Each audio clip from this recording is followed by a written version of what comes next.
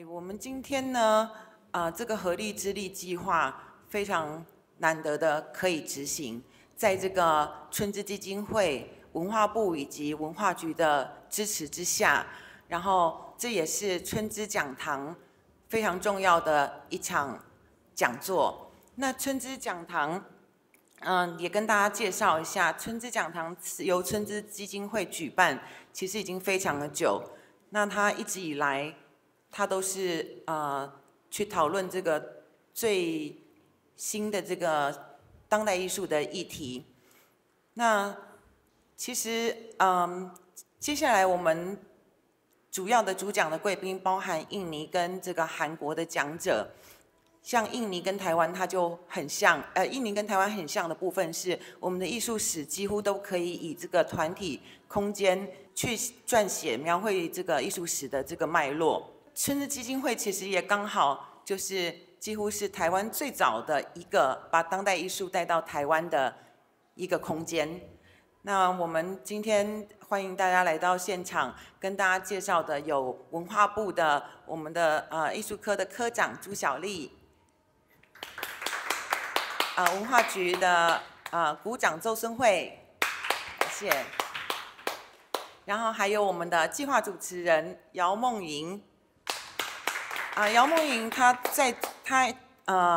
在这个闲置空间再利用以及这个国际艺术村的营运上都非常有经验，还有艺术介入的相关的出版。然后介绍今天的我们的国际讲者，这个来自印尼的Cemeti 空间的 Tiara Afriani， 然后以及来自韩国的 Loop， 我们的 Ji Yoon Yang， 以及来自乌克兰的我们的观察团 Marta。他后面那个名字我不太会念，不好意思。那接下来我们就请我们的计划主持人针对这个计划做更详细的说明，谢谢大家。大家好，我是姚梦莹。好，那等一下的介绍，容我坐下来一下。我先跟大家介绍一下，就是我自己是华山现在的常务理事。那之前呢，我也因为跟着萧丽红老师，就主位工作室萧丽红老师工作很长一段时间。那他也是世盟第一任的理事长。那就是当年呢，就是世盟的这个成立，然后也包括说华山的争取这些部分，我都曾经参与过。那在25年之后，就是我们重新回到这个华山的空间来办理这个活动，我觉得是相当有意义的。那我想容我大家先，我其实是比较希望说把这整件事情放在一个脉络里面去谈，因为我们现在来办这个今天我们在这边办理这个合力之力这个计划，这个其实是世盟的一个5年的长期规划。那我们因为世盟今年已经25周年了，我们很想知道说，在这25周年之际，那我们未来应该要迈向什么样子的方向去前进，然后艺术家这个艺术生态的这个脉络，应该是有哪一些议题是需要我们更为关注，然后可以大家一起来努力的。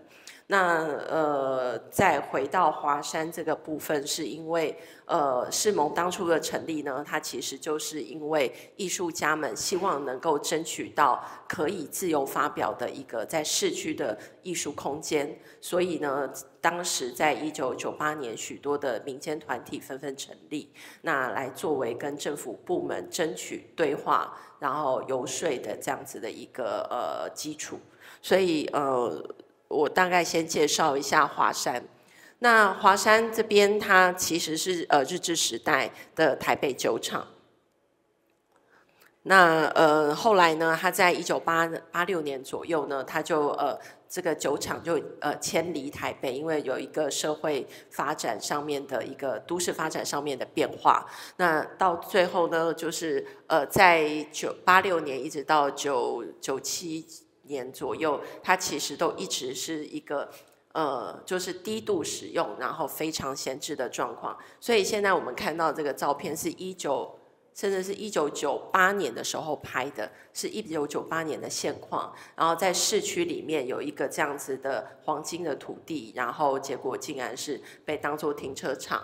那其实当时这个华山这个区块呢，它其实是被视为是立法院的这个迁移的预定地，等于是说立法院当时是想要把他们的办公室呢搬到这边来，那想要把这个地方整个拆除改建，但是艺术家就是会觉得说这个空间它本身的非常有它的空间魅力，然后希望说能够去争取保留，并且在台北市的这个蛋黄区呢，能够有一个艺术展演的这个空间。所以这个在1997年的时候呢，这个金枝演社他们就以租用空间的名义，然后就进到了这个华山这边，他们想要去做一个所谓的这个实境的演出啊。那他们觉得华山就是这个很有一点荒芜，有点寂寥这样一个气氛是非常合适的，所以这个时候他们就在这边进行演出，但是在演出第一场呢，这个就因为有民众检举，认为说这个不符合法规，那就变成说当时就造成一个很大的社会议题。那在此同时呢，也有另外一群是视觉艺术家，他们就来争取这个空间，希望能够把它变成艺文特区。那所以在98年，就许多协会就纷纷的来进行这个筹备。那所以在1998年那时候也是在文建会中部办公室，就是省文化处这边，他们就协助说，那跟政府这边跟国有财产局来去沟通协调，然后来取得这个空间，把它以1块钱的方式租给这个民间的团体，然后让他们来营运这一个当时大家都不知道怎么使用的空间。好，那这个是2005年的1998到2005年，当时是由这个文化环境改造协会来经营这个空间。那世盟是在这个背景之下，因为要空间的争取，然后就成立在这边有一个联合办公室，非常多的这个艺术协会呢，也都在这边工作，然后他们有很强的能量，能够及时的沟通、交流、合作，所以这个部分是应该是说在艺文发展上面是一个很生猛，然后也很黄金的一个发展时期。好，那这个是当时华山的一个大概的状况。那我想在这样的背景之下，离开华山之后，那很多艺文团体他们就各自去面对自己生存上面的课题。那也有世盟到今日也有非常多不同的变化。那我们也很希望说，今天借由今天这个韩国 Loop， 然后这个 Cemeti 印尼 Cemeti， 然后甚至说乌克兰这个画廊协会这边，他们能够给我们一些他们自己在自己国家上面操作的经验，来给我们作为借鉴。那也看看之后我们有什么可以共同合作发展的机会。谢谢。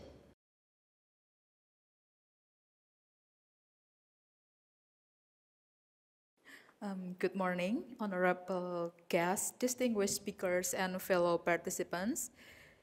It is truly an honor to be here today representing Cemeti Institute for Art and Society in Yogyakarta and to stand before all of you at this important gathering. My name is Tiara Afriani.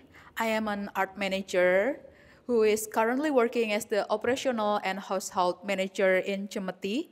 And today I have the privilege of speaking on behalf of the two Cemeti's new directors, Mira Asrining Tias and Dito Yuwono, who could not be here today in person. They have entrusted me to read a letter they have written for this symposium, and it is my pleasure to deliver their thoughts to you today. So let me begin by sharing the reflection of their first 8 months tenure as Cemeti's new directors. Is it okay if I sit down or? Yes. So, as an introduction, it is important to note that the Indonesian art scene is notorious for its precarious public infrastructure that relies on self-organized structures rather than established formal infrastructures. It is common for an art institution to be artist-run and self-funded, relying on support from their networks and friends. Mira, in her 2022 essay on the topic, noted that this structure is inherently relational and made possible by Indonesia's generous cultural value of gotong royong. An example is Cemeti, the longest-running non-governmental art institution in Indonesia, which started as a contemporary art gallery in a rented house and is now considered one of the country's most important platforms for contemporary art. Cemeti was established in 1988 and a decade prior to the collapse of Suharto's New Order regime. The artist couple, Mela Yarsma and Inditio Adipurnomo, aimed to create a platform for fellow artists to showcase their work and to engage with practitioners from various cultural spheres, which was particularly crucial during the Suharto's regime.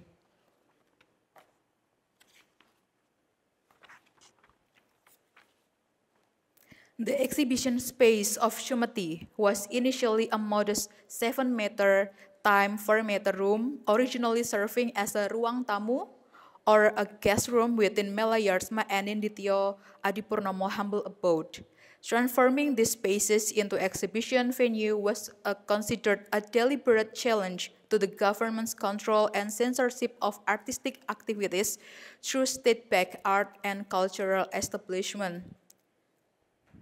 Many of the institutions sponsored by the government were perceived as promoting their vision of an ideal artistic endeavor, shaping events and dictating the expression of artists' ideologies through their works. Cemeti stands as a significant precursor among artist-founded spaces in Yogyakarta. The space's intimate ambience, coupled with its founder's support, garnered popularity among Yogyakarta artists and received substantial backing from the local community. Among many examples of Cemeti's direct contribution to the art scene was in 1996, when Cemeti gave rise to the Cemeti Art Foundation, which is dedicated to archiving and documenting the Indonesian contemporary art scene. This initiative later evolved independently into the Indonesian Visual Art Archive, or we know as IVAA, an independent organization serving as a pivotal center for archiving and stimulating discourse within the local art context through an active public program. Establishing a critical organization for archiving Indonesian contemporary art histories by artists highlights the absence of public institutions dedicated to preserving art historical narratives, compounded by the non-existence of art history departments in Indonesia. Among many examples of Cemeti's direct contribution to the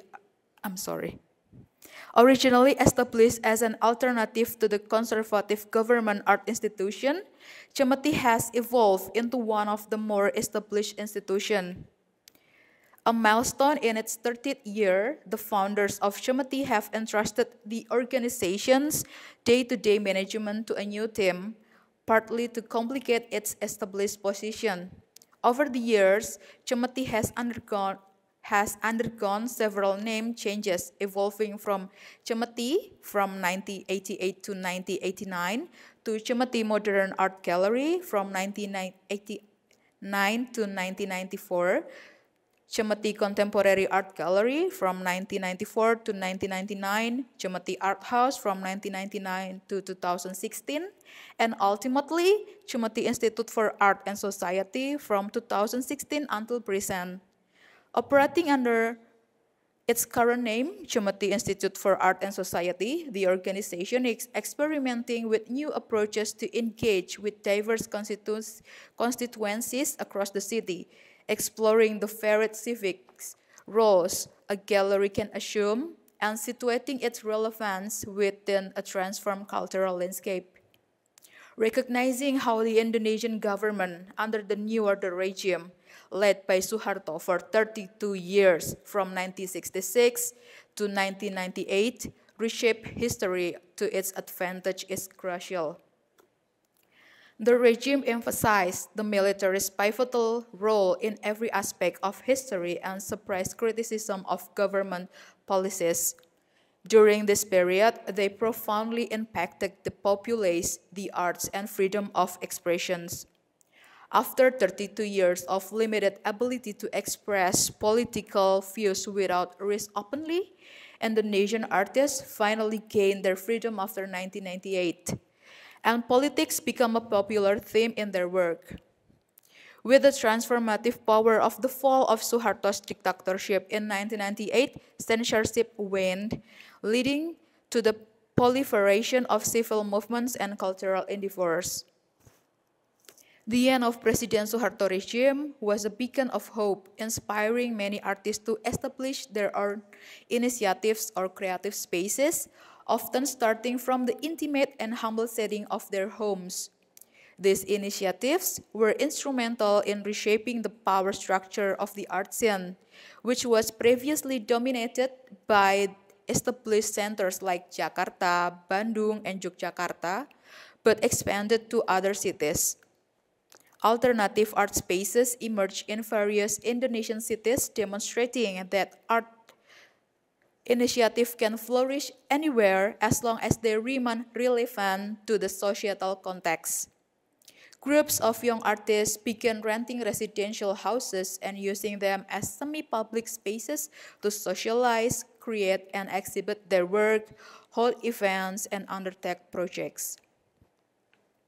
Each space had its unique focus and approach to sustaining its activities. The outcome was a dynamic, rapidly evolving, and transient landscape of initiatives.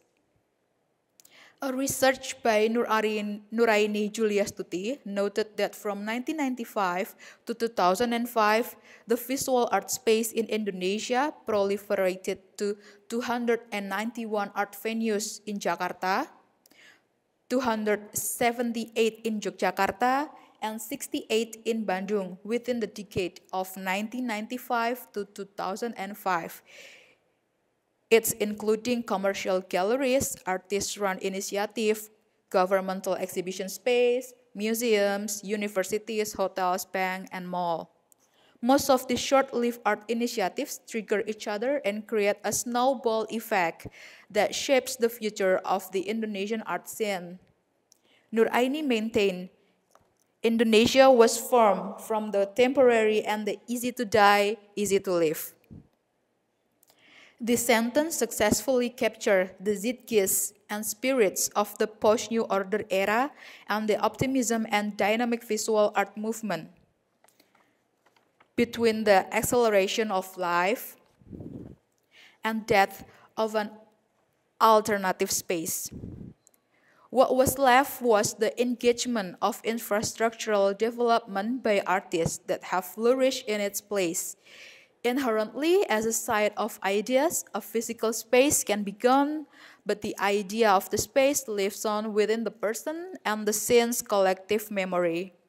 Cemeti was among the triggers of the birth of this smaller art institution throughout the years and supporters of the ones that remain.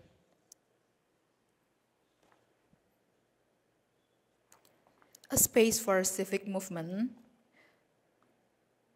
Today, after 36 years of the institution, Indonesian politics is again heading into a grim future with the newly elected Suharto's son-in-law general, risking the long-fought freedom of the Reformation era. Today, more than ever, it is essential to initiate a project that, at its core, was transmitting historical knowledge to the younger generation, especially in relation to the authoritarian regime of Suharto. To step up and act as the conduit for the historical gap becomes an institutional gesture, to be a platform that connects history and art through various disciplines, generations, and forms of presentation. In a nation that has been shaped for years in collective amnesia for its history, is it possible that a person's relationship as a citizen with his nation's history seems to be slipping away? Forgetting becomes a tool and a strategy of the political elite to avoid responsibility of the violation it has committed. In this case, of course, speed is an essential factor in the success of creation of mass amnesia. Violation after violation, fear after fear, violence and fake news have turned into political tools that make the nation's memory weaker. When the authoritarian New Order regime fell in 1998, memories that had been repressed until now began to surface. People are starting to realize that for the last 32 years, they have been living with pink-coated glasses, and that violence, oppressions of ethnic minorities and indigenous groups, and human rights violations are made normal, seemingly distant from their daily lives. The number of survivors and those who still remember through direct experience of that period is dwindling. So, for the curators and institutions within the Indonesian art scene, the continuous efforts of various generations to fight against forgetting are essential. In our new tenure as director, we believe that the subject of socio-political and history, activism and repression, as well as trauma and personal history, is crucial to be brought up as the basis of art making, and it is considered a fundamental gesture, especially in Indonesia. Not only introduced by artists or curators, this subject can also be an institutional gesture as an attempt to resist historical amnesia and as an act of transgenerational knowledge transmission.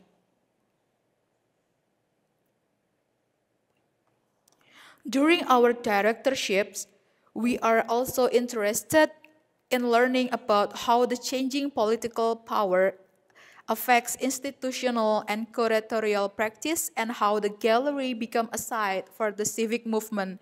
But first, we start noticing the porosity.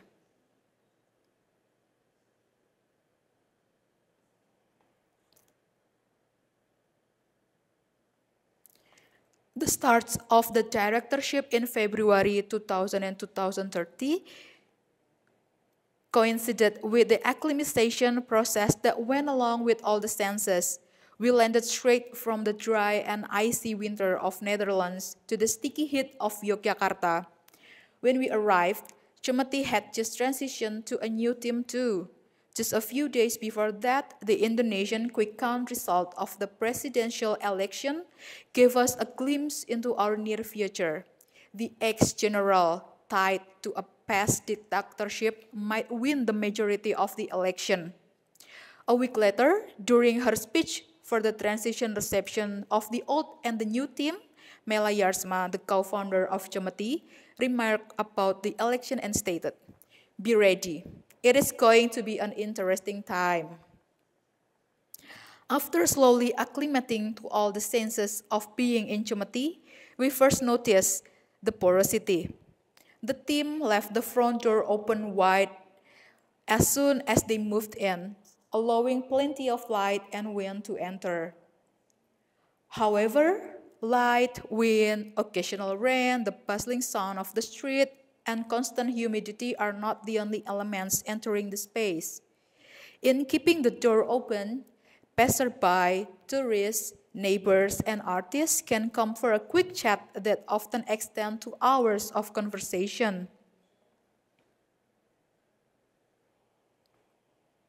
Sometimes we wonder when we get the time to work on organizational matters with the numbers of artists, curators, institutional delegation, and guests continuously coming and going. Apparently, the architect, the late Eko Prawoto, designed the space with the idea of porosity, creating a connection between the building, the people, and the surroundings. The entrance is a humble vernacular building, welcoming hosts with typical Javanese hospitality and intimacy. As people enter deeper into the building, the gallery area has white walls, neutral floors, plenty of natural light, and proper lighting to display artworks. However, it is not the uninformed and sterile white cube gallery that we often see in Western contexts. In reflecting on the white cubeness of the gallery, we always remember a senior artist, Agung Kurniawan's statement that the form of a white cube gallery is rather misplaced in Indonesia. In his opinion, first, it does not suit the weather, humidity, and spirit. Second, art should not alienate society. Instead, it should be part of it. The smell of terasi or stream paste of the neighbor might easily permeate through the window of a contemporary art gallery. In the case of Cemeti, the air, the sunshine, enters the room as the sound of the continuously bustling street would interlace with the sound of a new media art presented in the space.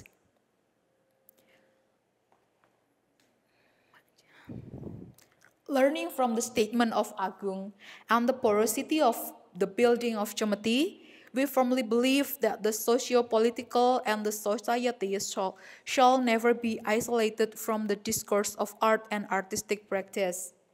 An art institution in Indonesia is often polyphonic and filled with sensorial features. From the architectural features of Cemeti alone, one can learn how the institution is inherently relational, rooted and designed to be locally significant and internationally relevant. It is about how art and the art institution relate to society. Looking back to when Cemeti was founded in 1988 by artist Meliarsma and Inditio Adipurnomo to provide an alternative to the state-run galleries and art institution of the Indonesian New Order era, during the dictatorship of Suharto, artists would make critical and political artworks in the safety of the small makeshift art space in the living room of the founder's rented house. 36 years after its founding, Cemeti is no longer seen as an alternative space, but more of an established art institution in Indonesia. Cemeti remains active throughout different political powers, and we are interested in learning how changing political power affects institutional and curatorial practice.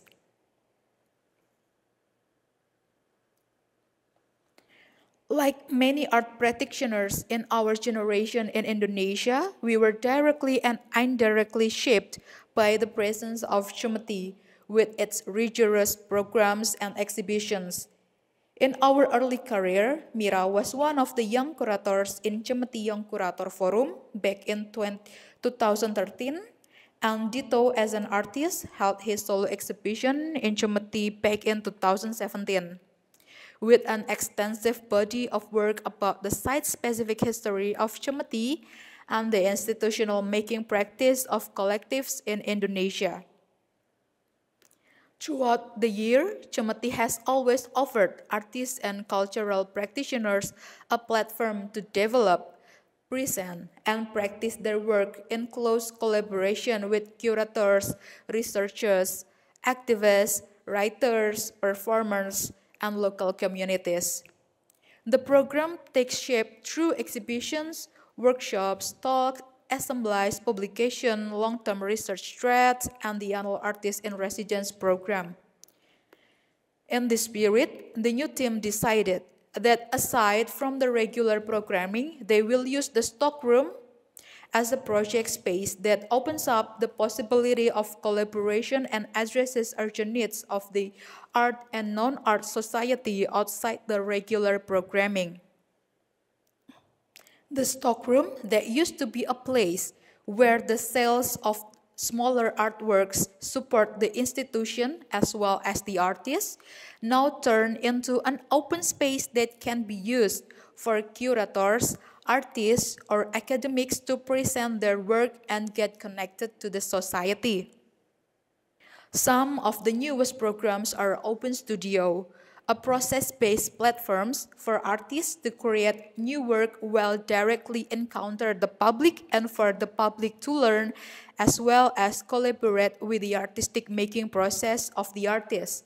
And also Learning Nearby, Cemeti's new research sharing series for academics, curators, and artists.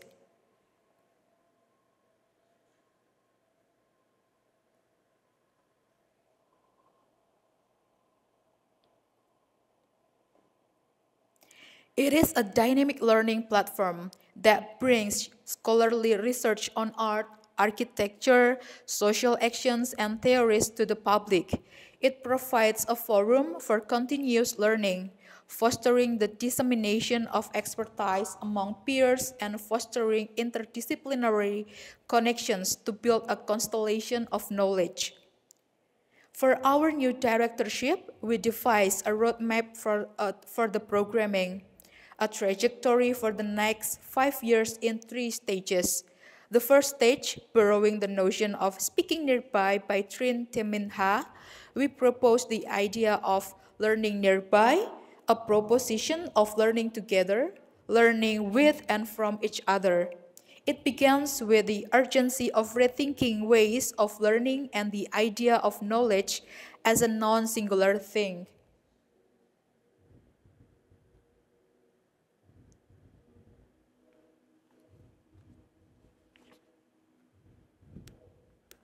Knowledge can be manifested in the way of living, transmitted through generations regarding the understanding of the senses, the world, and natural phenomena, as well as the socio-political history of the place where we are.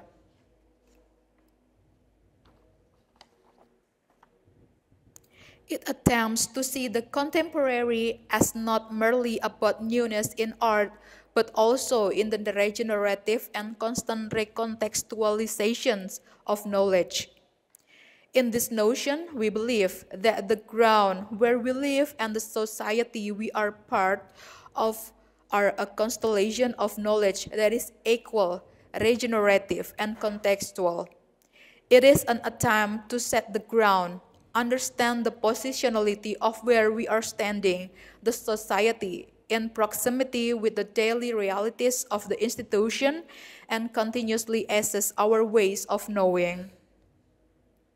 The second stage, which will only happen at the end of 2025, titled On Solidarity and Planetary Justice, comes after understanding the ground and setting the roots, connecting art to activism, solidarity, and civic action. From the beginning, Cemeti has always been a political space, inseparable from the socio-political climate around it. In 2017, the subtitle Institute for Art and Society was added to Cemeti's name to express the organization's commitment to socially and politically engage artistic practices, exploring the possibility of a gallery to act as a site for civic action.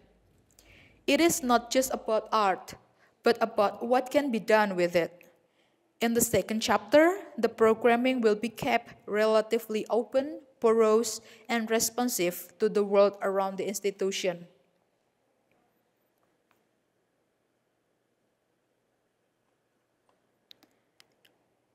For the third stage, which will happen from 2027 onward, the institution borrowed Zapatista notion of a world where many worlds fit. In this chapter, the institution is interested in learning about other situated practices and the colonial approach to institution making elsewhere. The format of an art institution cannot be the same everywhere. Each is unique and relevant within its context. There are many ways of being, relating, and doing things. This chapter comes after first positioning the institution, setting up the ground, and planting the roots locally. Second, connecting to different struggles and solidarity movements globally.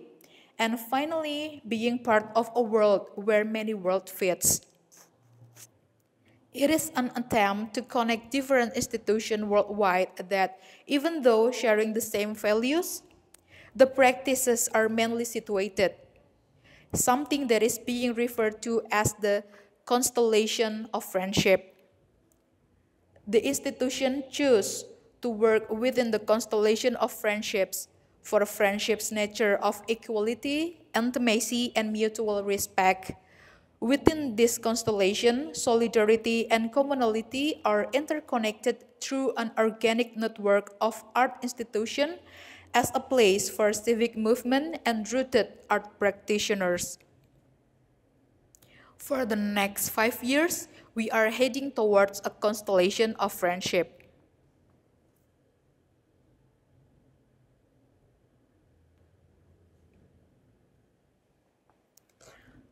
For example, the Open Studio from the porosity and the history of Cemeti, we learn that for a gallery to be a site for civic movement, it has to be rooted to where it stands and relational to the society around it.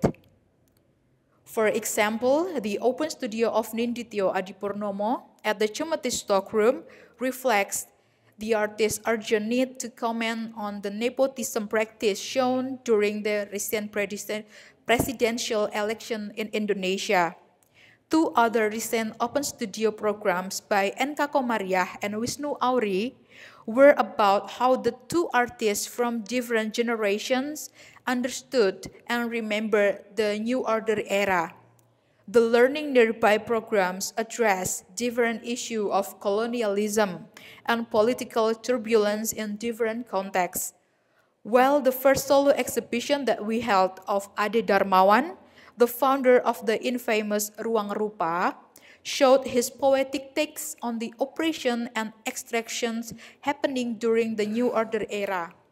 The group exhibition that is currently ongoing in Cemeti titled On a Moving Ground, inviting artists from Indonesia as well as New York, Berlin, and Paris to bring perspective on how changing environmental situation and the geographical location of Indonesia on the Ring of Fire related to the socio-political turbulence as well as precarity due to the continuously moving ground beneath us.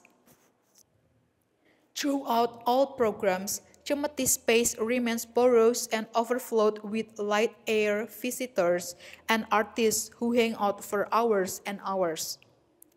Then we realized that the hours of impromptu conversations of passing by artists, curators, other art practitioners with the directors of Cemeti does not imply the lack of organizational work done. It is the work. To be continuously maintaining porosity and relation are part of the main job in the institution. It was this porosity that allowed the programs to be responsive to the socio-political situation around the institution. That is why, while outside the world is slowly changing, Cemeti shall keep the front door open. As we reflect on these ideas, I would like to once again acknowledge that these are the thoughts and insights of Cemeti's two directors, Mira and Dito. And I am here as a vessel to convey their words and perspective. Their message is a call for collective thinking for art as a practice of care and for imagining futures together towards a constellation of friendship. It resonates deeply with Cemeti's mission of rethinking the role of art in society, and I hope these reflections will inspire meaningful discussion throughout this symposium. Before I close, I want to express my deepest gratitude to the organizers. Thank you for Anne, to Yuqing Fan, and also to the Association of Visual Art in Taiwan for giving Cemeti this platform to share our vision and ideas. We believe that spaces like this, where we gather to exchange, learn, and now grow together, are crucial in shaping the future we all aspire toward. Thank you, everyone, for your time and attention, and I'll look forward to the discussion. Thank you.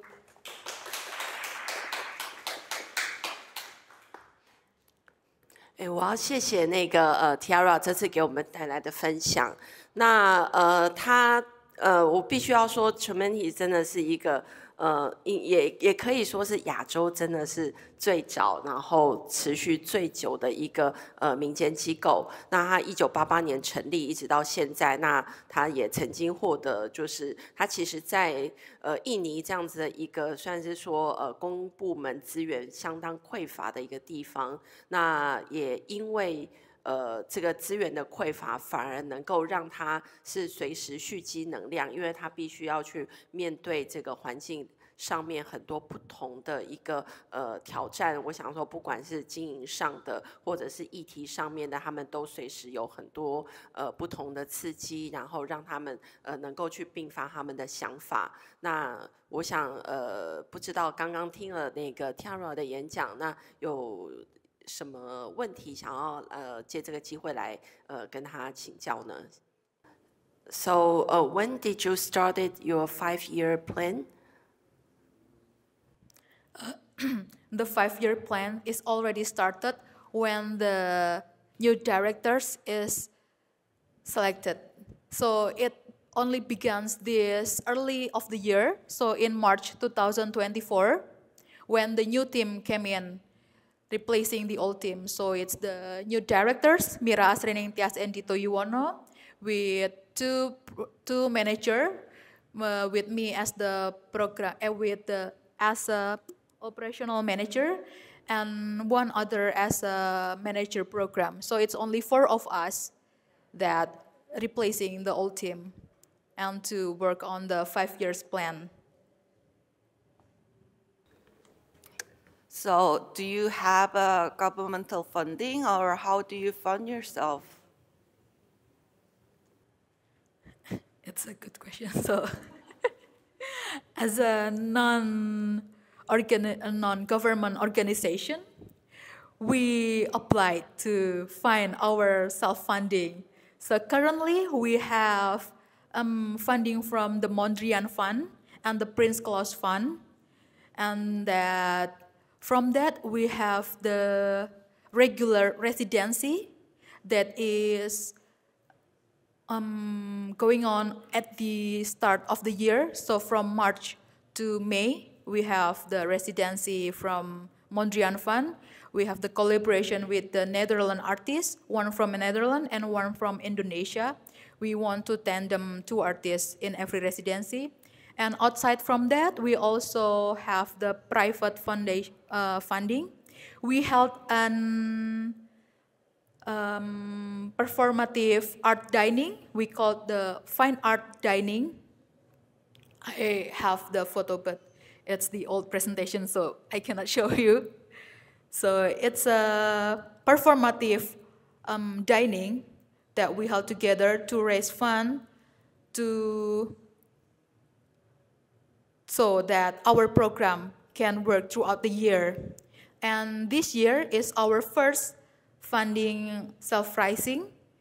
We held it on June, before the art jog began, before the opening of art jog. And we raised for 13 persons to be the friends of Cemeti. So we had 13 private funders to running our program, to help running our program, beside the funding from the Mondrian and the Prince Claus Fund. And we also, of course, we're selling artworks to also support our operational of the office. But so far, we haven't tried to seek out for the governmental funding because of we tried last year. The old team tried to seek for the governmental funding last year, but we didn't get it. And it could be we try for the governmental funding this year or maybe next year. But I think because of the new situation of the new election president, it could be the situation of the economic could be worse. So we don't want to gambling our faith in our government itself. So we rely ourselves to find other funding. We try to not to not to be dependent on the governmental side. So something like that. First of all, thank you. It's very insightful. My question is, do you communicate with other art associations or organizations? Do you have a network? Do you do something together? Or you are just more alone and doing your things by yourself? So how strong is the network? Is it exist? So as far as I know, in Indonesia, we have this koalisi seni. Koalisi seni is like coalition of the art practices or the artists, the institution, the gallery that happen in Indonesia. But as long as I know, we didn't have like the forum, like a formal forum that we gather maybe once a year or everything like that. So in a way, we have to walk by in ourselves, but we always collaborate with other institutions, despite we don't have the formal institution as the governmental funding or everything like that. But we always try to collaborate with other institutions for every program that we have, and we always try to support each institution program as well. So it's something like this. So it's kind of like do it yourself in Indonesia. Yeah, it's horizontal. It's not like vertical to the government and something like that. So that's the spirit. It's always do it yourself. Yeah, hi. Thanks for the presentation. I'm Baruch from West Den Haag, actually. I'm working in the Netherlands. Yeah, I'm curious about the, you're presenting a lot of art and exhibitions, and do you have also like workshops or talks program or other kinds of programs that are to help people understand what's going on in the art space? And I'm curious, like, what your experience has been like with the visitors. You said there's lots of visitors coming from the street, so maybe you can speak a bit more about how people are being integrated from the society in general. Okay, so because I also just a new team for these 8 months, so for our new programs, we had this open studio that just started this June. We started with Nindityo Adipurnomo, one of our founder. The goal of Open Studio is to engage the artists with the society around the Cemeti. So people would come and see the artists doing the work, doing the ongoing project that they have. And they can communicate and to be people inside is also considered as the final presentation of his work too. So people not only could see the artist who is working on their current projects, but they can like communicate and engage with the artist and asking about the art, and maybe they give some insight from the society itself. So in Open Studio, we have like not only artists or friends of the artists coming by to see the project that is ongoing, but we have also like in this documentation on the left, on the which side? Your right side, there's a group of parents of kindergarten school nearby the Cemeti that is suddenly pop up and want to visit and talk to the artist and asking about the artwork itself and asking about the Cemeti. So that's how we engage with the society. They often like just curious about the building itself, because like we stating in the first, Cemeti building is seen as a common houses in Yogyakarta. So people often misthinking it as a ordinary home instead of gallery. But that as well, so people might curious to visit us and asking, what is this place? What are you doing here? And that's why when they come here and see the exhibition and talking through the Cemeti itself, so that's how we try to engage with the society. Also, we try to collaborate with the surrounding of Cemeti when we have an event. We try to collaborate for the consumption side. So for the snacks and for the drink, maybe we try to cater from the surrounding of Cemeti, so they know that we held an event and they know what is Cemeti, what is going on in there, and they are welcome to visit us. So something like that. We don't want to be the exclusive gallery that only person with an appointment can visit Cemeti, but everyone can go in as they want to. So it's something like that. Thank you, if that's answering.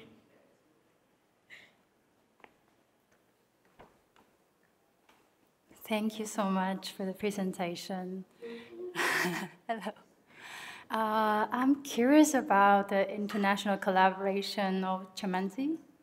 You mentioned like one example, like on the moving ground, like you were in collaboration, or like you invited some artists from Berlin and Paris and other European cities. And I'm curious, like, how do you select your international collaborators based on your intention to develop this decolonial strategies or methodologies? Okay, thank you. It might be not my experience to answer how the selection is work, because that's the director work, and as far as I know, the directors choose the artist.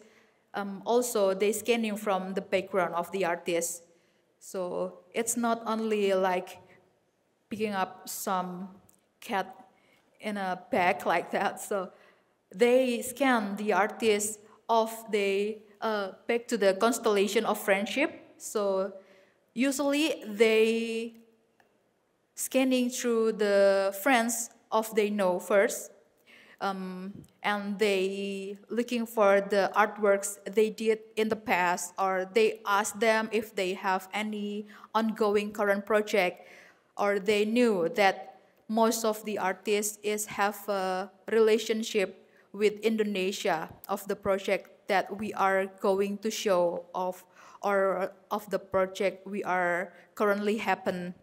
So they have their own research of the artists that been selected as the exhibition in Cemeti. So it's something like that. Yeah, the background of the artist is also important for Cemeti too, because we have our idealism to be stand for. And if the artist that applied to be choose in the exhibition doesn't match with the idealism that we have, with the right thing that we stand for, we won't choose the artist. So it's something like that. So we always have a basic rule, a basic standpoint to start with what artists or which artists that we can ask to collaboration with Cemeti as well. So, and may I add a note that in every artist in residency in Cemeti that is going on, for example, the one in the beginning of the year with the funding from Mondrian Fund, we have one artist from Netherlands, and we also have one artist from Indonesia. And in our new program residency, we have a collaboration with International France Institution in Indonesia. We also have one artist from France, and then we try to collaborate them with one artist from Indonesia too. So in every residency, we try to not only work with one artist from abroad, but we also try to tandem them with an artist from Indonesia. So both of them get the benefit of Cemeti, and we can learn together from them. So not only the one who is coming with the new cultural new knowledge and everything, but we also brought one artist so they can learn from each other. So it's kind of like win-win solution for us and for the operational cost too. Thank you.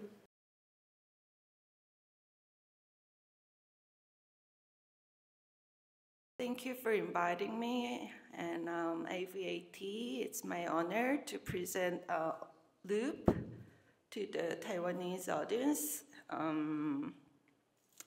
I've been a director for the last 7 years, so we've been going through pandemic together with the team, so it has been a lot of changes as an institution also.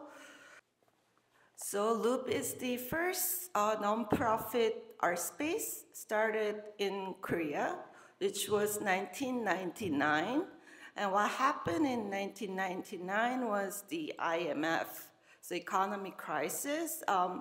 Because of that, like a lot of Korean artists or curators who studied abroad had to come back because they couldn't offer studying arts abroad anymore. And when they came back, they realized that there was only like 3 types of exhibition spaces exist in the late 90s. It's a museum, mostly for sculpture and painters, and commercial gallery, also for sculptors and painters, or a rental gallery, also for sculptors and painters. But a lot of them studied like a new media art, or performance, video, or more like immaterial objects. So they found the needs to show their art practices. So 4 people who studied in Chicago Art Institute founded Loop in Hongdae, which was a center point for a lot of artists and young artists, which was quite an affordable area back then. But it changed a lot over the last 24 years. Now it's totally gentrified, and Loop had to adapt to that too. So for the 20th anniversary in 2019, Loop became registered as a nonprofit organization by Seoul Metropolitan Government, which meant that we're kind of not like a personally owned organization, but we have to have 90 members in order to get this like status. And it's a public funded, also private funded institution. And we have as you can see, we have 9 board, some of them names are, 9 board members and 2 chairpersons and 1 audit. And they also have a lot of personal donors who provide donations monthly throughout the year. So, and also we get funded by Art Council Korea and also Seoul Foundation of the Arts. So we are kind of half private funded and half of the budget is also like a governmentally funded entity. And throughout the pandemic, we realized that we are facing a collective emergency that includes climate, economic, and labor crisis, political failure, wars, and educational disorientation, all representing a crisis of artistic imagination. Indeed, artists and art institutions are not directly responsible for this crisis, and they have strived to reflect awareness of these issues in their own creations and exhibitions. However, art occupies a vanguard of human spirit, and artists are the ones who envision the world as it should be. In the light of a catastrophic circumstances, we face the need to revisit the fundamental question of what art is and what art institution can function as in a social entity. So Loop aims to explore this question over 7 years in collaboration with artists, intellectuals, and audience. And throughout the pandemic, the theme has been, of course, like our art and ecology. We have 3 kind of forms, missions that we try to formulate throughout the year. So you have an open call, and also like we are doing a lot of international exchange, also local exchange within Korea. So I'll go through with a more specific project we did. So this is our really big question that I want to share with a lot of institutions or curators or artists that, that we can actually make a real change in society. So, ecofeminism workshop.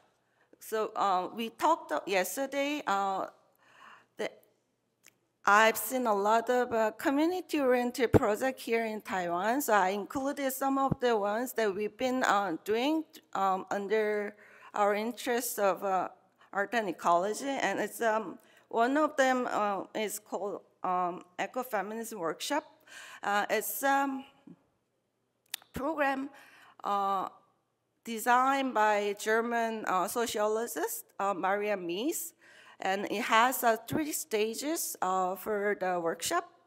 First one is as a speak out group. So all the participants gather together and they speak about their personal experience of patriarchal society. So they can talk about their within the issues within their family or sister, father, but it really brings everybody into very intimate, emotional community that you can really have in a normal life, because a lot of them are forbidden to speak about this very personal experience. And second stage is called action research. So based on this kind of questions on patriarchy, each participant went out to study. They can, we give a list of the feminist scholars that with all the materials they've been written or doing the interviews, and then they can start by choosing one of the scholars, and then we meet each month and share what we learned throughout the month, and the study goes on. And the final stage is called reflect. So it's our second time, but this is the first one we did called Ecofeminist Symposium. So we gathered together as a final stage and talks about how the whole study affected each one's lives, like daily lives, also their artistic practice or academic practices. So this was the gathering, and as you can see, the Korean artist Yeon Min made the installation for the symposium, and it's all like, and only from the certain angle, all the blue lines can match. It's also like a leftover material from her previous works. So it's also reusing the material and also like creating the new perspective with the participatory practice. And there's an Earth Sea study program.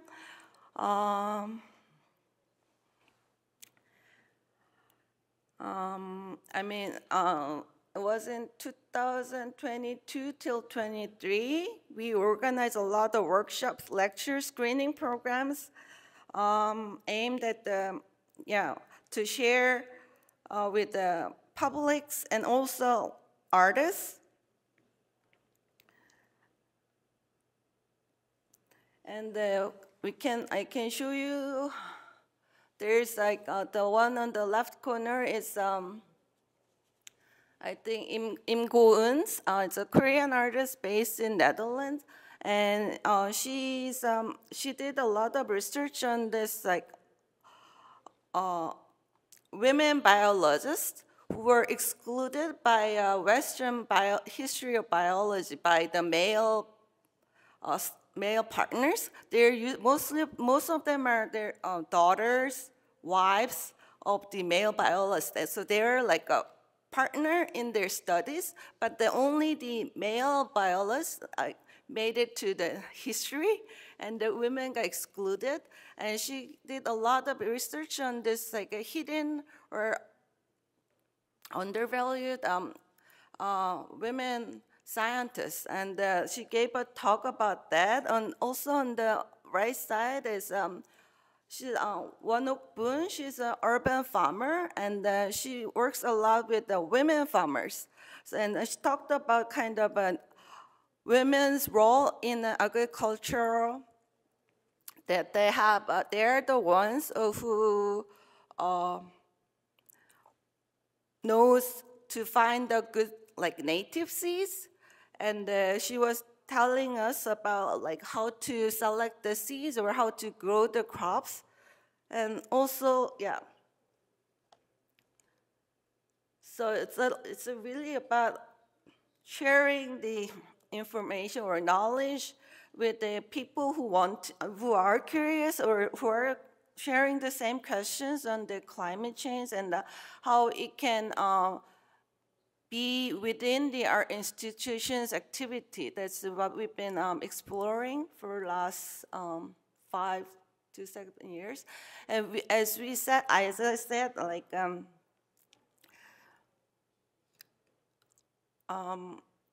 because the sharing the all the issues around the climate change or ecology cannot be done with as a single art institution. So we do have a lot of exchanges who are dealing with these issues within their own communities. So that's been our also learning process as well. So there's a RC screening. It was in San Francisco Art Institute and also Solid Art in Taipei and Loop. So we invited curators to select or present the video works, and then it traveled to three institutions with the same screening program, and each curator have to give a talk online about the issues and why they present the videos within our context. So it's all online, so you can also watch it later if you want. Yeah, the RC explores two important pillars of our understanding: ecofeminism and capitalism. Ecofeminism is a particularly pressing issue for Asian women. This is because the development of capitalism is an actual result of exploitation of nature, women, and the third world. So this was the first question we shared, and how to make a statement as Asian women curators around the world to share these questions. And it's because extending this the colonialist fantasy, Asian women are excluded and ignored in the inception of pro-modernity, where human beings distinguish themselves from the state of nature. In the history of a colonial development, which hides and denies its social dimension, Asian women are cast into a minor part of biosphere, not fully human yet, and are subject to be development. During this process, the exploitation of natural resources that forms the basis of the economy of survival has driven the situation of Asian women into absolute poverty status. Not that direct exploitation through explicit colonialization has become impossible. Neo-colonial methods have taken over. And that's curator statement for the show. And so this kind of a question of exploitation of women and exploitation of nature have been made us where we are right now, and how to make a artistic gesture or social gesture about the question has been through the theme of the loops practice. And it was also interesting to see like a different audience in a different city reacts differently. It's like such a not obvious thing, but then like, because it's also a lot of a new discovery of indigenous art or how, and each city has their own like newly discovered their own culture in a way. So it's actually been quite interesting for us too.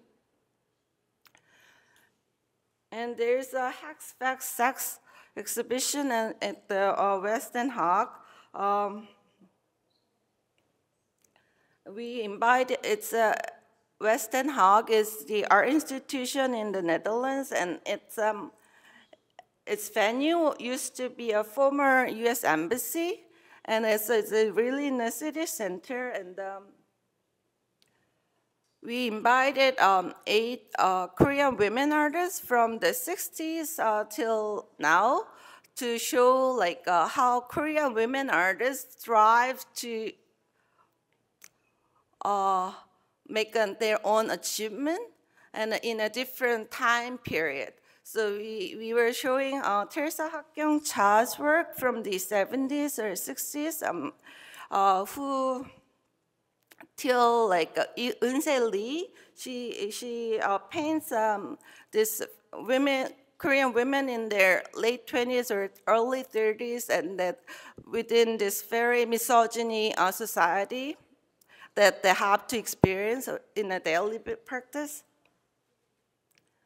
And there was also the Hong Hyun-suk's performance about the willow tree, because Hong Hyun-suk is one of the pioneer of ecofeminist women artists in Korea, and she's in her almost 70s, and her first work was about willow tree, which was made in 1988. That's when the Seoul Olympic started, and the willow tree back in the day, there was like a scientific research on how willow tree creates all the allergies for athletes.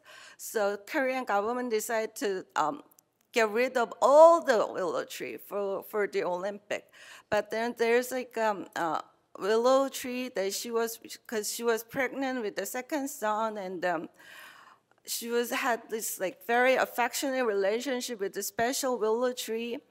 But one day she found out that the willow tree was just gone because of the Olympic. And then she kind of figured out where the tree is, and it was found in a toothpick factory.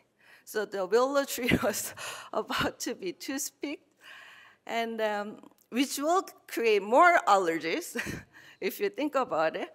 But then the owner made a deal with her, since she's an artist, so she made a new logo for this willow tree factory, like toothpick factory, and then she got one tree back to her studio, and that tree became her first solo show, like how to revive this like dead tree into her art practice.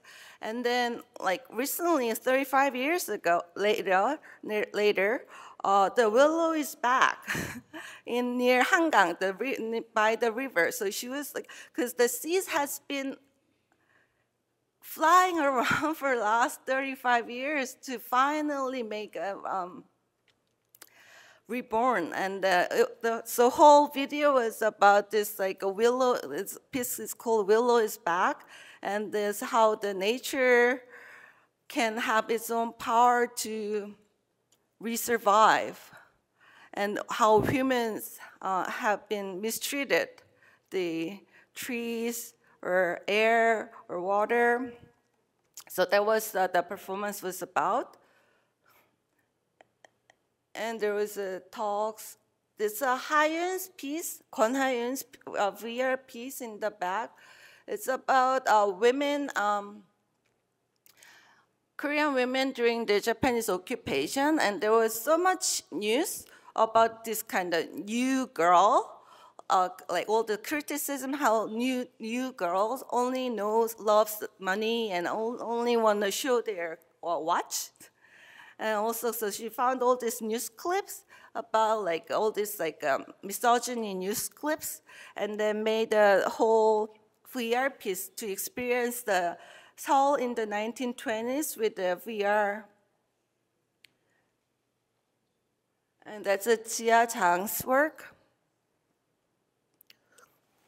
Let's see.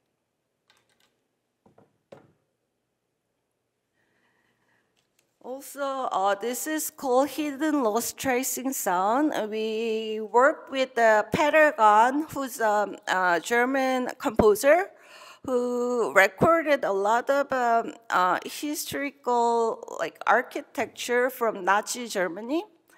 And so it's he composed the contemporary music based on his recording. So it's about like how sound can relate to the history or of the space.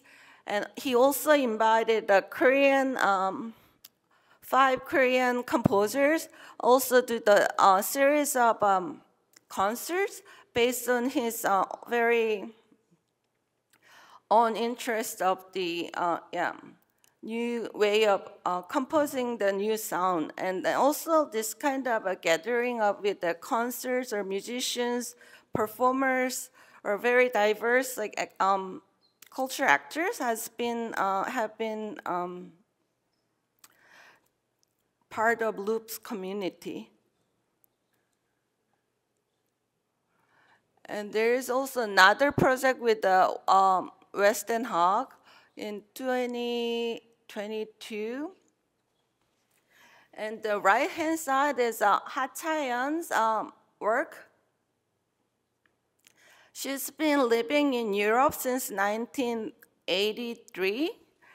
And she made first work with a plastic bottle in 1986, which was the time that plastic bottle was first produced or distributed for the water bottle.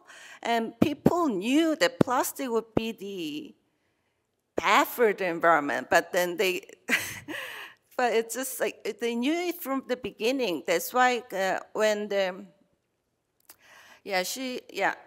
so she made a tree with the plastic bottles that she gathered in Paris, and made a tree, and asking about this like a very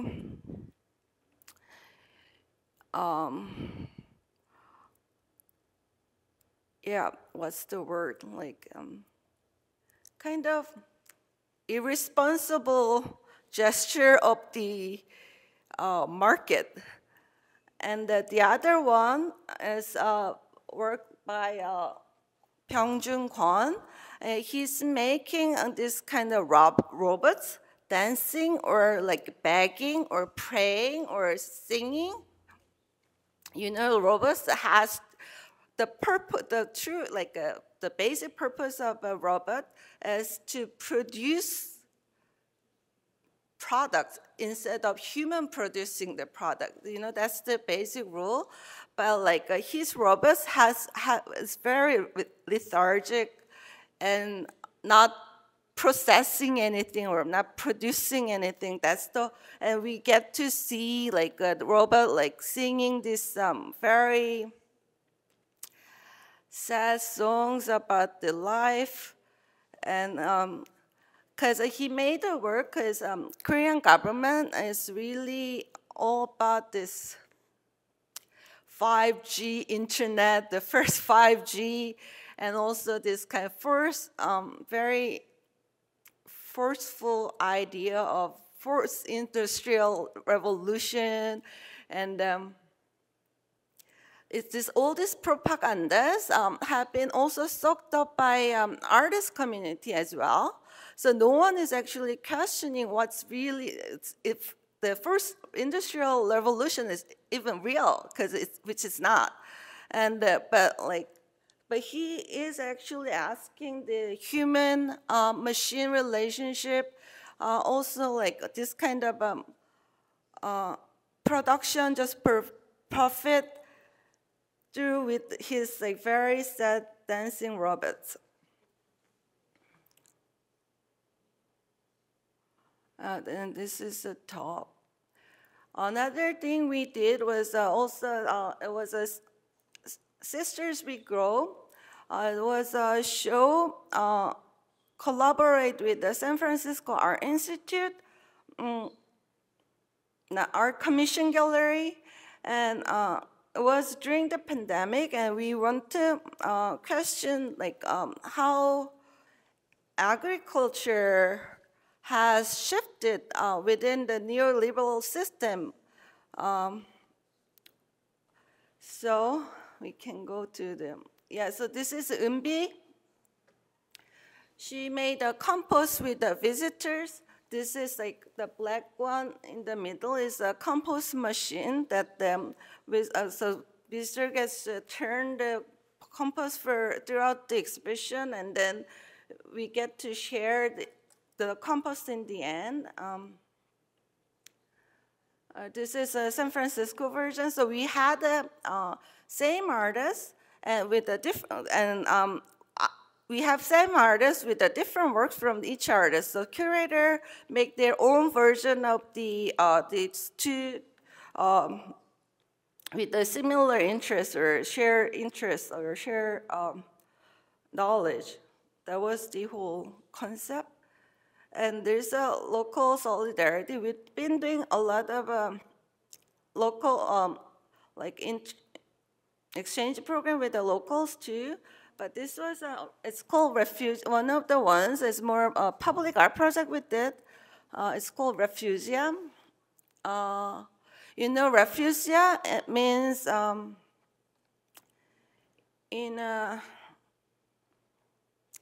means a place because of the very certain climate change.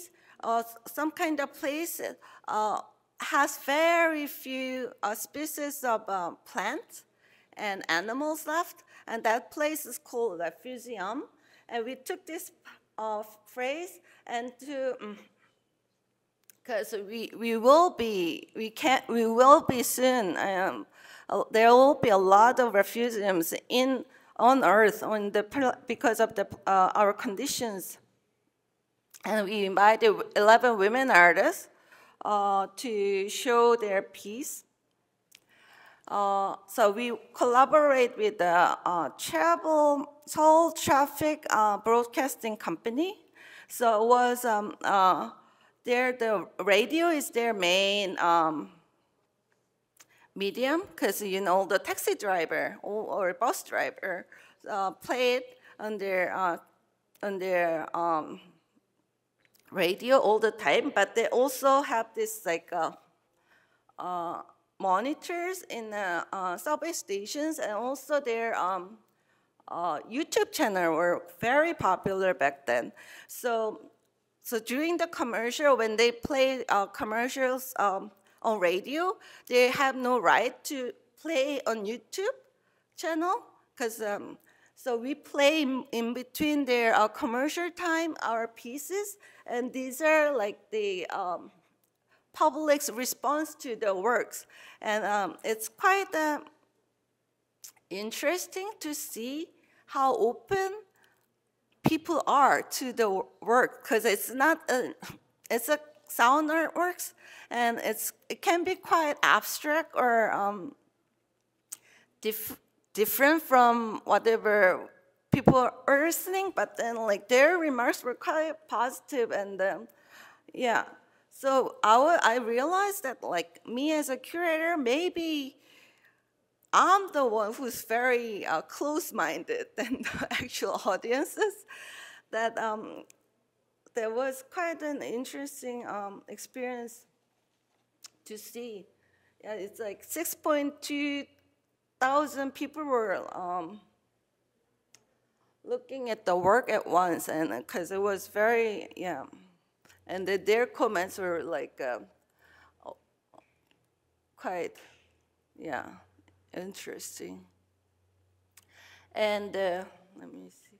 This is, we also work with a lot of artists living in Jeju Island, which is like southern Big Island.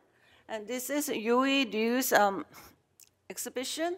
She now became Haenyeo in Jeju, which is like women divers who has been working there for hundreds and hundreds of years.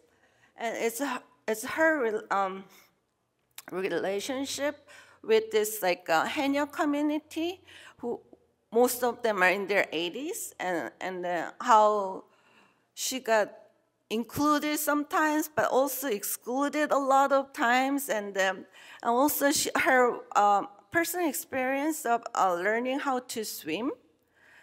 And it was interesting, because Haenyeo, the diving women, don't go swimming for fun.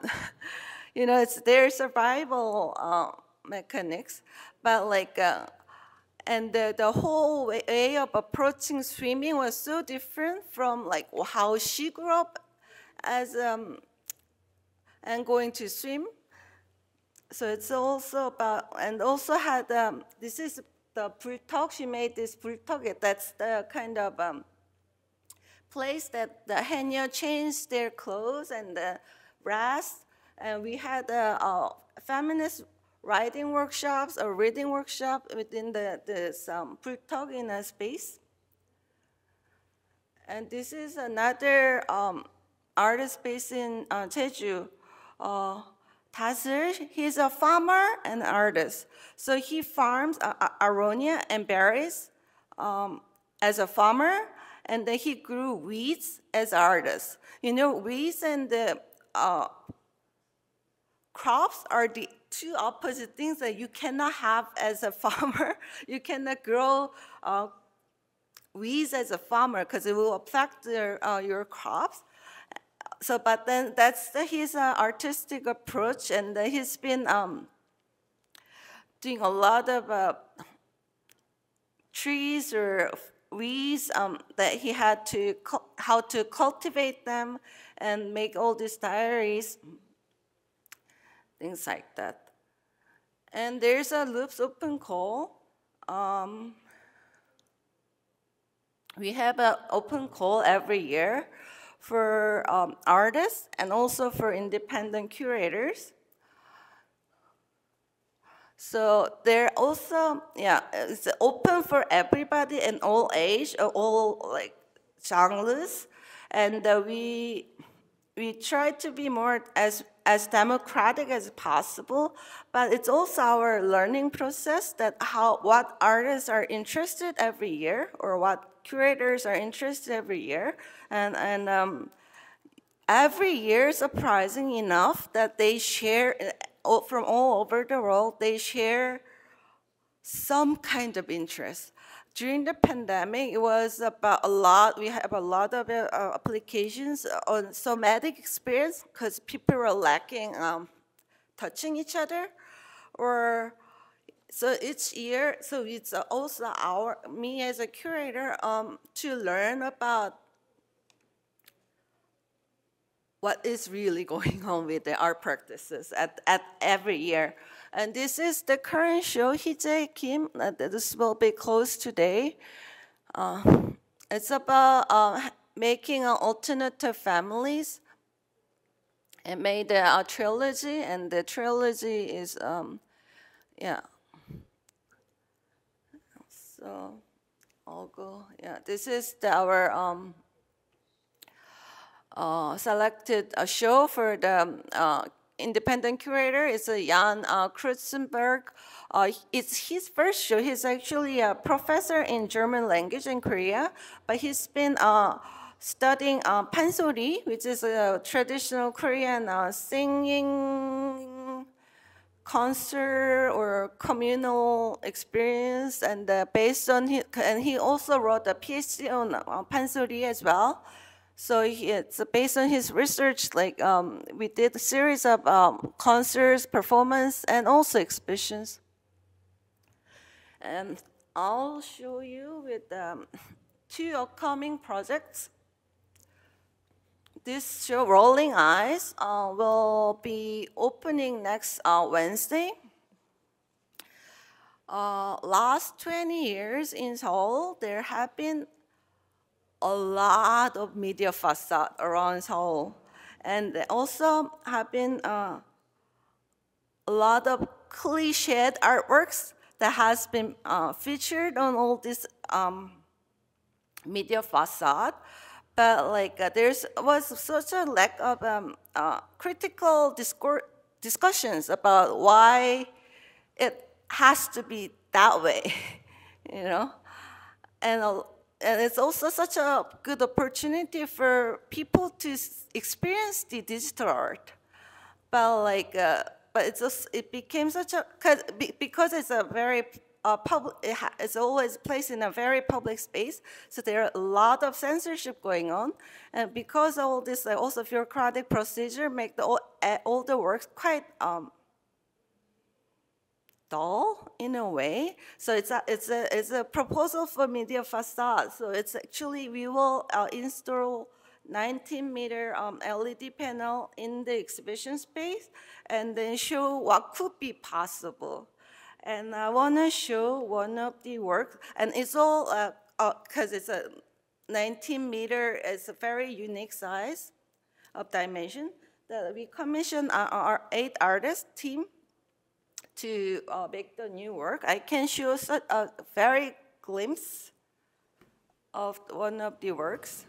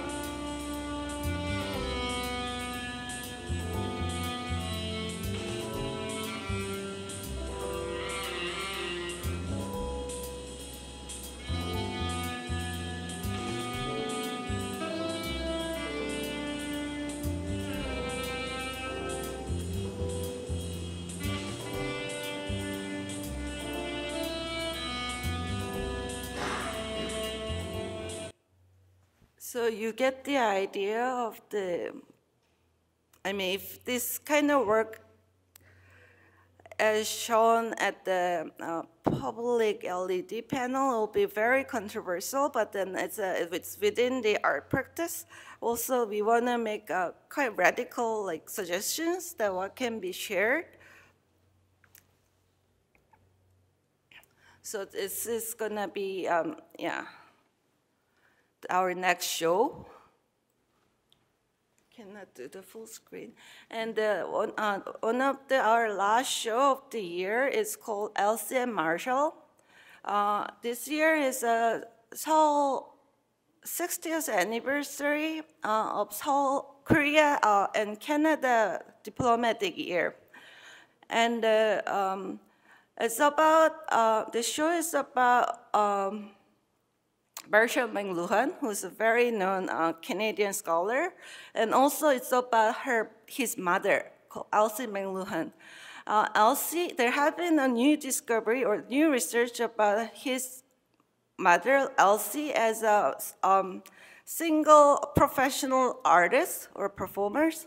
She was a elocutionist who is like telling a story, or she has her own way of giving a narrative or storytelling on stage, and that very much impacted Marshall McLuhan's research. Just think about Gutenberg Galaxy. It's also about spoken language or written language, the differences, and there's also very interesting, a lot of letters between mother and son about their and love also, about their quite intellectual exchange. So the show will be about this mother and son relationship. At the same time, me and Baruch over there, we are also experimenting our curatorial methodology as well. So we had, it's called drum-up meeting. So we, before we made the show, we gave a presentation about what kind of show we want to do.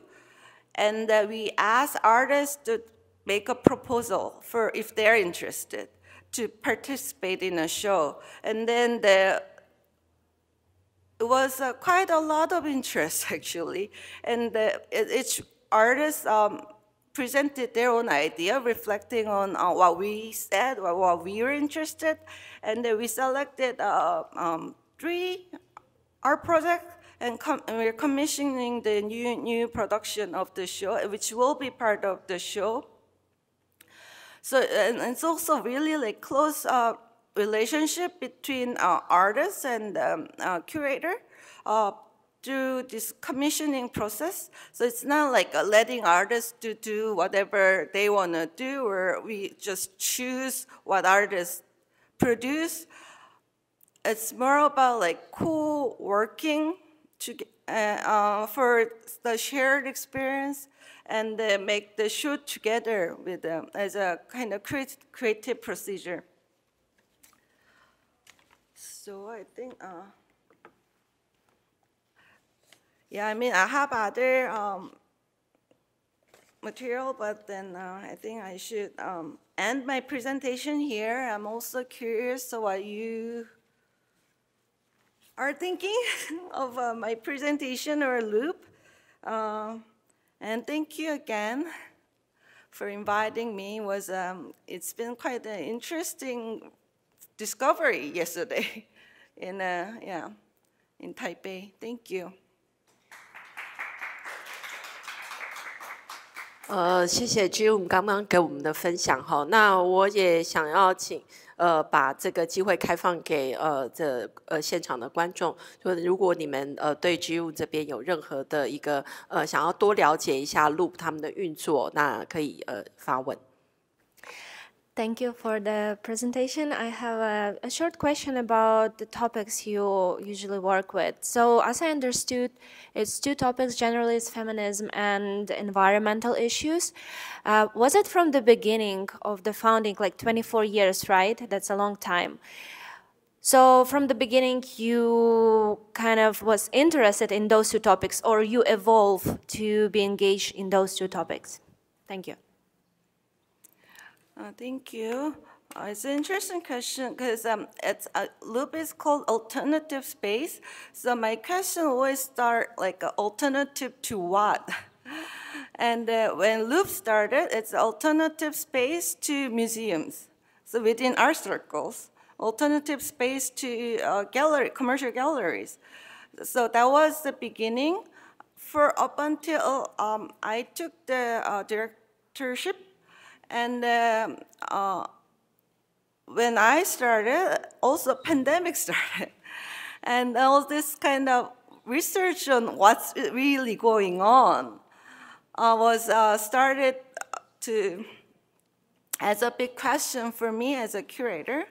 And as my research goes, like, it's really like capitalism, because we're producing only for profit. We should, I mean, instead of producing for needs, and that's gonna end up like where we are right now, because it's gonna be constant like producing for profit, like, and then we'll exploit the nature eventually until everything ends. And also the other thing was I found was patriarchal system that's so embedded with the development of a capitalist system. So it's really incoined that how women and nature was positioned as an inferior being than but at the same time, like, you know, if you think about it, like, men are part of nature as much as women are part of nature, and women are part of culture as much as men are part of culture. But why this kind of quite strange, simplified idea of only men can create culture is actually big question, again, to me, why people are just taking as a fact. So this, so there's like a patriarchy, capitalism, and the other third one is communism or socialism. That because how to get out of this situation has been the big question. How to get out of this kind of climate change, how to overcome or how to imagine what would be possible.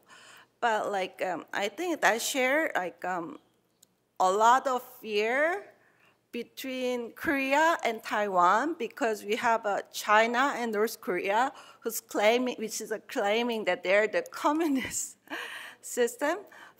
For me, it's actually a state capitalist system to me, both of the countries. And actually, that's actually kind of intervening our thinking of what would be possible to, yeah. So artists can have been imagining the future, or was like, or unimaginable future throughout their practice. And so that's, yeah. So it's been 7 years, and yeah. So yeah, so my question is like alternative to the actual social system, like, and how to process that within the art institution has been my my big journey. OK， 请问一下，还有其他的问题吗？因为personally， 我其实个人很想要了解说，因为我们知道 Loop 是1999年成立作为一个替代空间，那但是我自己个人到2006年第一次去参观 Loop 的时候，发现它是一个非常建筑特色非常鲜明的，因为那个时候那个空间刚刚盖好，等于是说感觉上它是有跟这个私人投资这个部分有一个很大程度的挹注。那我想知道说，在这个转变里面 ，Loop 怎么样看待自己在艺术界里面或在社会上面的角色转变？ So it was the architect's first building ever he designed, and he did it for free. So it's more of his artwork than the art space. And but it's like also like Loop has a lot of this kind of members, board members, or Loop's members. They're really quite active in the culture sector in Korea. So it's not just about like paying someone to do it, but it's also like very kind of friend-based relationship has been going on, very personal too. So, and also the building has changed so much throughout because I was also working as a curator, a very young curator in 2006 when the Loop first had the building only for 2 years. But then back then, like there are like 3-4 more alternative space near Loop. So we usually have an opening on the same day, so people can like visit other artists like shows. But because of the gentrification of the neighborhood, everybody left except Loop. So now we became the only nonprofit space within the area. So the role has changed because of the whole economic reasonings. And also like,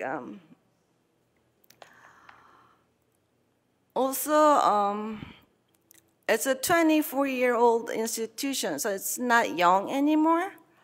And that also gives a kind of another kind of mid-sized level art institution that's not, has another kind of social impact, can have another type of social impacts.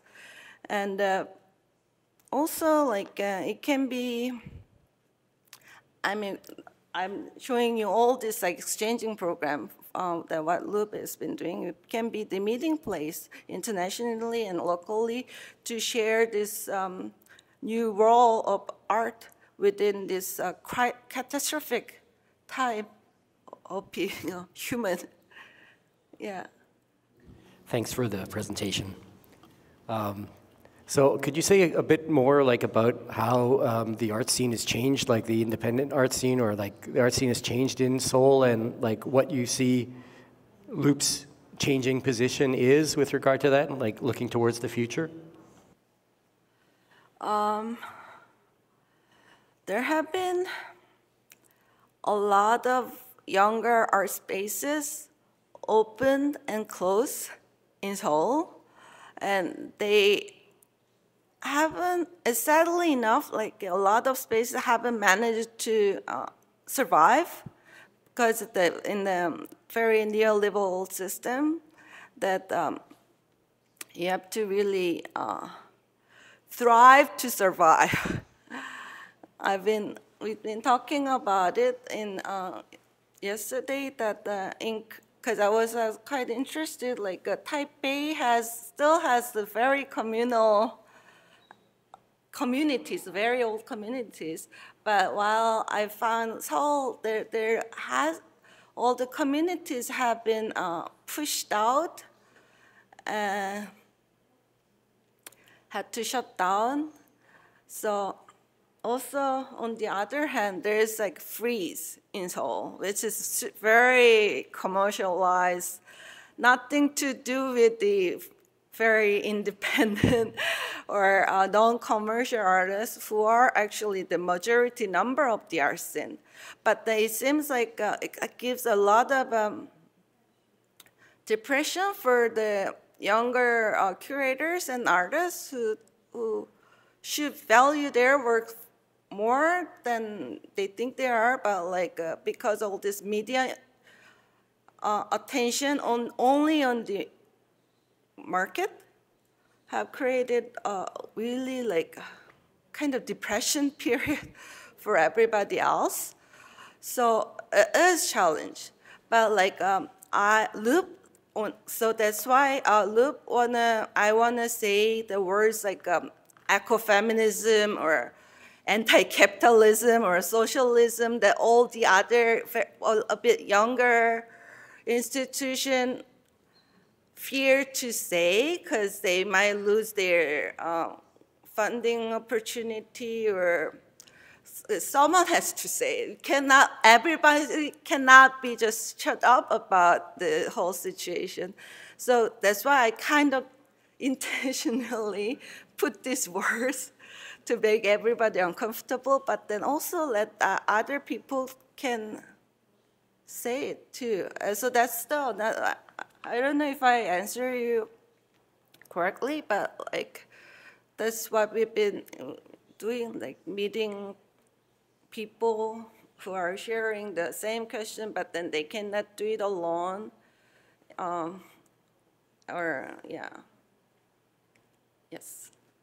Hello, thank you for your presentation. I'm curious about how you work with the artists, especially the last upcoming projects that the meeting.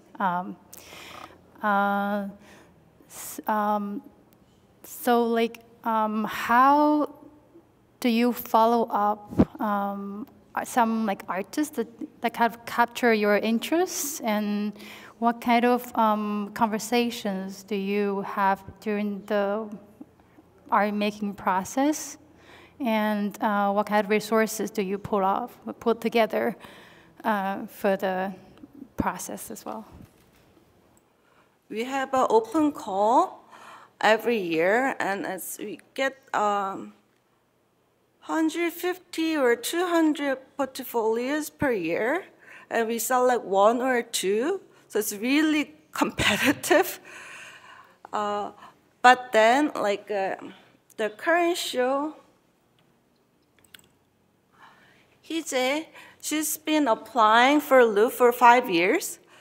We remember like certain portfolios, like and then some of them are making every year really interesting development, and we've been seeing her for the last 5 years, like how her works evolve, and then finally she got selected. But it's not just about every single year. And also all the Louvre staff or colleagues gets one vote. Even the interns get one vote, and then we select like 5 to 10 artists for interview. And throughout the interview, you really see who is actually interesting, or who's really saying what they are saying. And there's some artists, also Tasser, the farmer. We've been interviewing him. He made it to the final round for a couple of years. And it's also interesting that, to see how some artists can evolve themselves within their art practice every year. And some of them are sadly enough not. And but we've been catching up that whoever are interested to show the work in Louvre, we are interested. So it's always like exchange. And also like the LCM Marshall show, like we asked artists, we gave the presentation first to the artists who might be interested in joining the show. So it's not like curator is like selecting. It's really like vice versa, exchanging with and it's been quite interesting creative procedure of exhibition making too. So it's also learning about each other too. So yeah, that's what we try to do more and more in the upcoming years.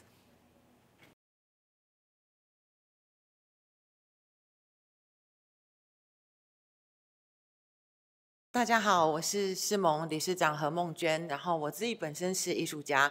那以空间来讲的话，如果大家还记得前阵子关掉的 VTR 沙龙的话，就是我跟7位艺术家跟策展人的成立的一个空间，在经营16年之后结束。所以现在的话就是。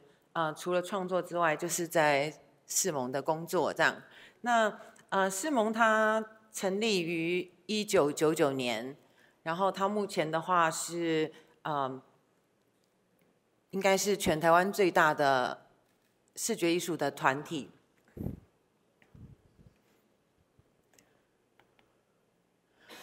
大家看到的是从筹备时期1998年到这个现在的每一任的理监事。那我们理监事的组成呢，它是2年1届。那大家可能字很小没有看到，但是我们的成员里头它包含了策展人、艺术家以及艺评、艺术行政，就是所有视觉艺术相关的工作，其实都包含在内。那当然当中从早期25年前的成员，理监事成员也包含了，其实现在都是台湾重要的美术馆的馆长啊，或者是各领域代表性人物。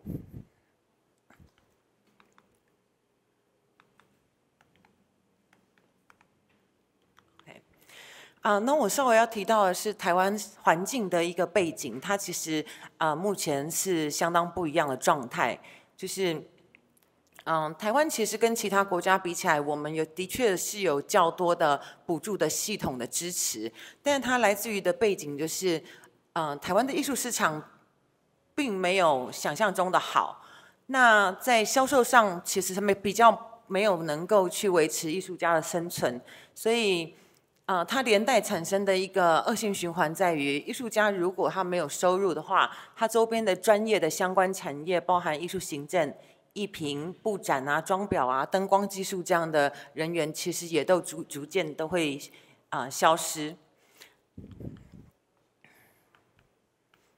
不好意思。但是其实在，为什么我们的市场严格来说，在金字塔顶端的这个1到2%的，就是最尖端的、高端的这些收藏群，其实在台湾是非常强的。就是我们的收藏家可以收全世界最顶尖的作品。那为什么艺术家没有办法生存？其实我们都一直在做相关的研究，然后希望可以也跟公部门做类似的说明。就是其实世界各国很重要的收藏群，其实是在这个中产收藏群，大概是80%到85%的这个部分。但是因为台湾这一部分其实是几乎是没有的，以至于最大的可以支持这个新兴艺术家以及小的艺术团体或者是艺术空间的这个市场的支持是不足的。那其实这也是另外一个恶性循环，就是如果说这部分的支持不够，艺术家没办法生存，艺术家也没办法同时去发挥他的社会影响力，去推广艺术或影响更多的人。因为我们整个环境它无法支持，它其实是无法支持艺术家生存，以至于必须要有政府规划的更多的补助去支持艺术家。所以整个生态上，我们发觉在去年的时候，我们发觉其实已经是一个我们必须去面对的一个问题。所以去年底我们聚集了，我们就聚集在一起开了一个圆桌视觉艺术圆桌会议。那这个圆桌会议呢，我们把70几个视觉艺术相关的专业关在很偏远的这个花莲的度假村3天2夜。这个圆桌会议的前期，我们开了我们大概25场，超过150人次的前期的会议。这前期的会议的目的是，我们聚集所有视觉艺术的专业，去讨论我们视觉艺术生态里头的问题跟解决方案可能会是什么。然后由这个前期会议里头，去每一场会议的去推举出我们实际上3天2夜的与会的人员，以及我们要讨论的关键议题。那在会议期间的话，我们就把这个前期的所有的会议的内容跟相关的建议整理成会议手册。那这会议手册还包含采访以及问卷，就是有些艺术家他如果不愿意参与前期会议的话，有的会用问卷去做回复。然后最终呢，再由这个会议我们整理出来的议题分成几个议题，分别有这个会议的主席，然后再由主席去整理相关的会议内容，做成会议手册。那这是我们在会议当中讨论出来的几个比较大的项目，就是我们可能必须从根本上的解决这些问题，才能改变台湾视觉艺术的一个生态的环境，其中包含影响力、永续、文化政策、健全生态链、国际竞争力、人才、空间以及公共艺术。这是我们会议的照片，然后会议的当中执行的时候，我们用分组的方式，就有指定的组别，然后到第二天可能拆开分组，然后到这个自选组。其实这是一个蛮庞大的过程，但是很幸运的就是我们完成了这个手册。那这手册我们就把它发给所有的公部门啊、学校单位啊、美术馆社啊，就希望世盟它之所以会希望可以持续它的影响力，其实也包含因为世盟目前成员来讲的话，已经超过1600个人。然后我们也试着去联盟台湾不同的单位，就是不同的，包含画廊协会啊，或者是艺评人协会，到现在可能有一些艺术团体，就是尽量的去跟所有的团体合作。这也是为什么我们也称为世盟的原因。然后因为会议本身，我们也要考虑到各个年龄层。那年轻艺术家，其实世代沟通也是数位时代的另外一个问题。所以年轻的艺术家的部分，我们就请他们在现场给大家画速写，就是因为可能比较不会发言的话，可能用听的这样。那所以说，在手册当中，我们就整体对这个整个生态做出了短中长期的规划，去做检讨跟建议，然后其中就包含了民间可以推动的部分，以及政策建议，就是政府部分可以然后接下来就是横向纵向的沟通跟团队合作。那这里头包含了4年共造计划以及4年关键计划。4年共造计划的话，我们宣示2024为艺术影响力元年。然后设立影响力投资为具体政策作为，以及发表年度视觉艺术影响力报告。4年关键计划的话，就是我们觉得台湾艺术生态、视觉艺术生态面临的急迫性需要解决的关键问题。那它包含了这个修复生态链、人才团队发展计划、空间生命力、国际艺术种子队。社会协作，也就是公共艺术革新的部分。那同时在这个总统大选之前，我们也开记者会，就是把所有政党的人聚在一起，就是希望其实我们会面临为什么？其实我们某种程度的会觉得我们生态面临这么大的问题，也包含着我们政党轮替以及政党竞争，我们的政治问题其实也会让我们的文化政策无法深耕长期的规划，所以我们常常会换一个总统，可能会换一个首长，所有的政策就会做非常大幅度的改变。但是文化艺术不可以这样做，它其实是需要很长时间的累积。那我们提到这个的话，就提到其实就是世盟另外一个主要的工作。就是在这个公共事务上面，政策的影响、政策的监督这一部分。所以在这场记者会，我们得到各个政党派代表出席，然后也一同的表示说他们会跨党派的合作。那在世盟的公共事务上的话，也包含例如说这个美术馆卖假画的展出假作的时候，我们也会介入，然后去开记者会。例如说，这个公共艺术它在不合法的状况下被拆除，我们也会去有一些处理的动作，协调会议跟开会。那在这个我们圆桌会议之后，我们在上个月也举办了这个青年圆桌。只是青年圆桌的话，就是针对一个全新的世代。所以方法很不一样，我们做的是一个24小时喝到饱的活动，所以他们就会每一场的一直到半夜持续的接续他们新的议题这样。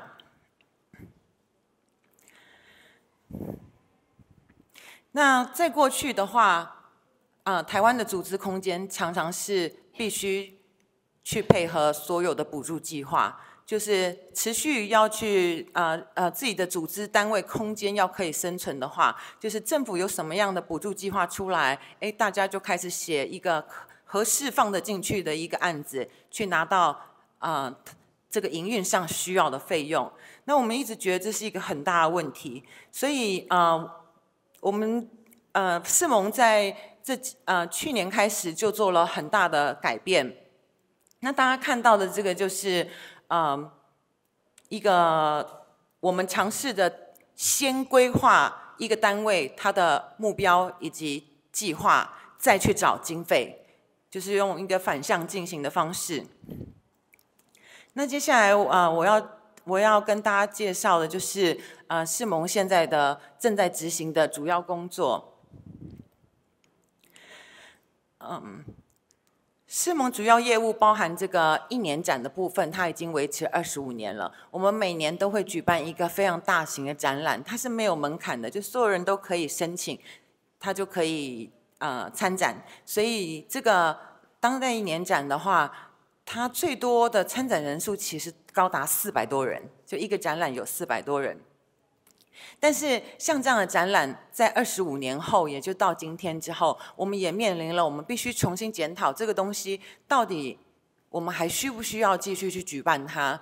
因为以台湾现况来讲，我们有非常多的艺术节，我们有非常多的展览空间，所以当代1年展在25年前对艺术家以及观众很有魅力，因为它可以每年1度的把大家聚在一起，然后它可以有一个展出空间的机会。但是现在就是一个完全不一样的状况，所以我们今年其实除了非常多的检讨会议，就是我们怎么样，我们到底要不要继续保留这个属于世盟长久以来的一个传统的活动，所以我们今年把它结合这个跑酷的活动，就是城市跑酷文化运动会，我们在今年举办了第1届，我们尝试把2个活动结合在一起。不好意思，我放比较少东西。就是跑酷的特别的地方，就是它结合在地文化，也就是举例来说，我们今年的展览在大稻埕，就是一个非常传统的古老的街区，然后所有的展览作品都是在这些空间分别大家生活的空间里头，然后但是我们的做法是把艺术结合运动，所以它变成一个挑战，就大家可能我们会有团体赛，会有个人赛，那我们很意外的，它其实产生的效益是比1年展单独举办来的好很多，所以我们今年会先做这样的尝试。另外一个世盟主要一直以来经营的项目，就是也是我们也有一个展览空间，就是有跟办公室的空间在一起。那它其实是跟我们另外一个艺术团体汉图社合作，然后营运到现在。那它的特色来讲的话，我们主要是绝大部分都是 open call， 然后这个 open call 的对象就是新兴艺术家。那福利社在10多年下来，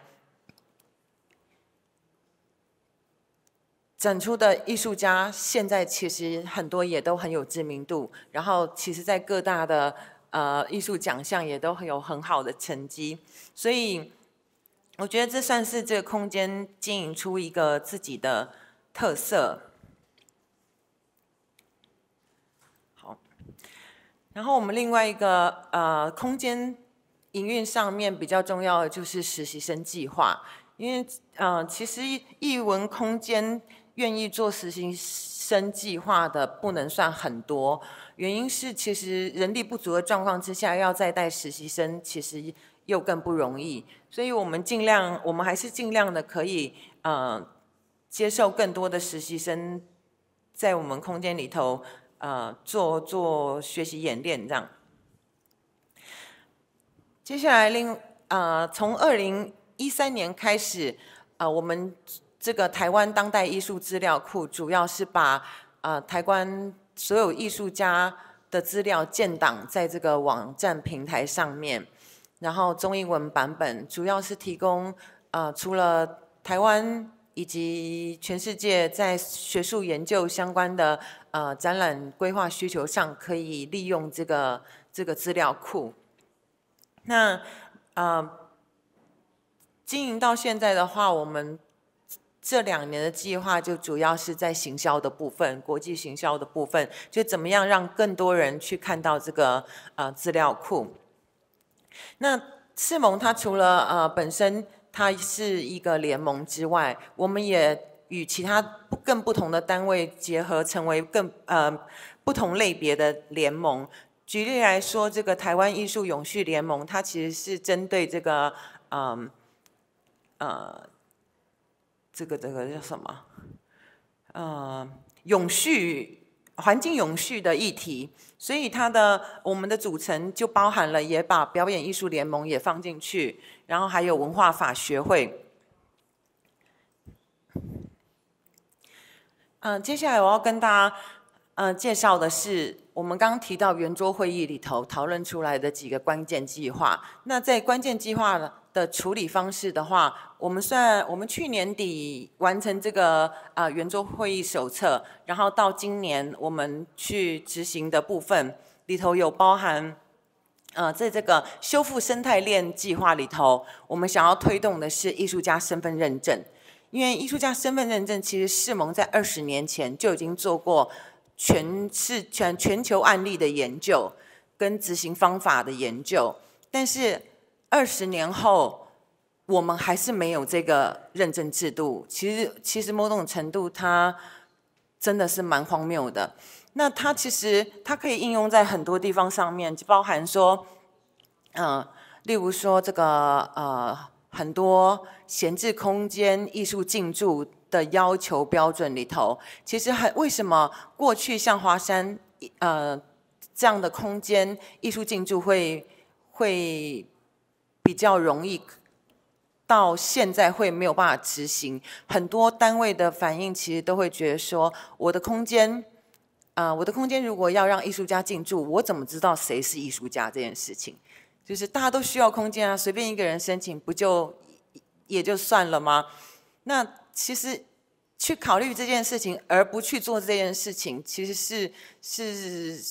是非常大的一个损失。那其实认证制度上，目前我们一直卡关的部分是，台湾的做法一直把这个所有类别的艺文工作者绑在一起，意思就是表演艺术、行为艺术、音乐到视觉艺术，全部的类别都绑在一起。同时，它也绑了福利政策的部分，以至于这件事情变得非常复杂。但是，所以我们现在推动的就是去尝试，我们很单纯的就从视觉艺术的认证、艺术家的认证开始做起。除了这个艺术进驻的应用，很多政策上的推动也包含公共艺术的部分。公共艺术。所以这个视觉艺术身份认证可以做一个参考，我们目前可能没有办法去推动一个强制的部分，但是其实在全世界的案例都有非常合理而且明确的认证方法，这一部分我们希望可以持续推动。在这个人才团队发展计划这部分的话，我们就很幸运的得到这个春之基金会的赞助，也就是我们这次春之讲堂的赞助单位。在这个人才培育计划里头，包含3个部分。我们有艺术行政的这个系列的课程，每个月会有，因为从替代空间到现在地方，就是这叫什么？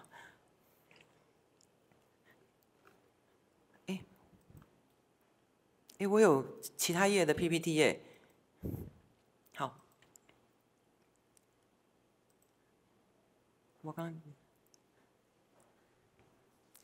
对，就是有艺术行政课程之外，我们还有就是像这样子的一个艺术讲座，它就是可以对未来来讲有一个比较启发性、开发性的计划。再来就是我们的春之基金会，同时也赞助我们在这个福利社空间里头 Open Call 的其中一档展览经费。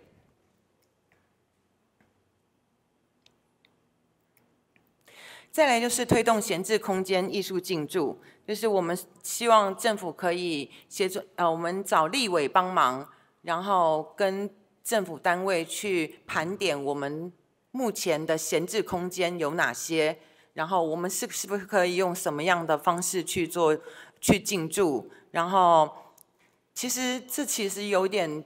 我们会觉得说，它其实是缓和补助的压力。就是如果所有艺术家单位都去只是申请补助，但是不可能那个金额会足够大家使用。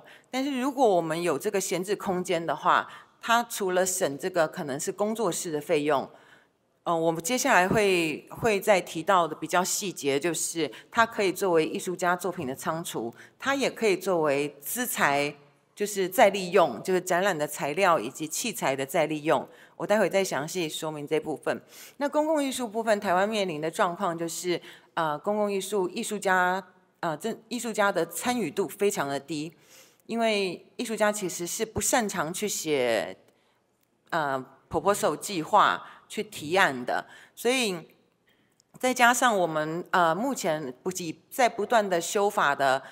制度不是很完善，而且有些弊端的状况之下，不断的修法之下，造成艺术家过去的执行经验不好，所以不太愿意参加。所以我们就做了这个公共艺术家的研习营，然后让艺术家减低就是艺术家可以加入公共艺术执行的一个门槛。那为什么我们会希望艺术家可以比较大幅度的加入这个公共艺术案的执行？当然也包含，其实台湾的公共艺术的经费，它其实应该这样讲。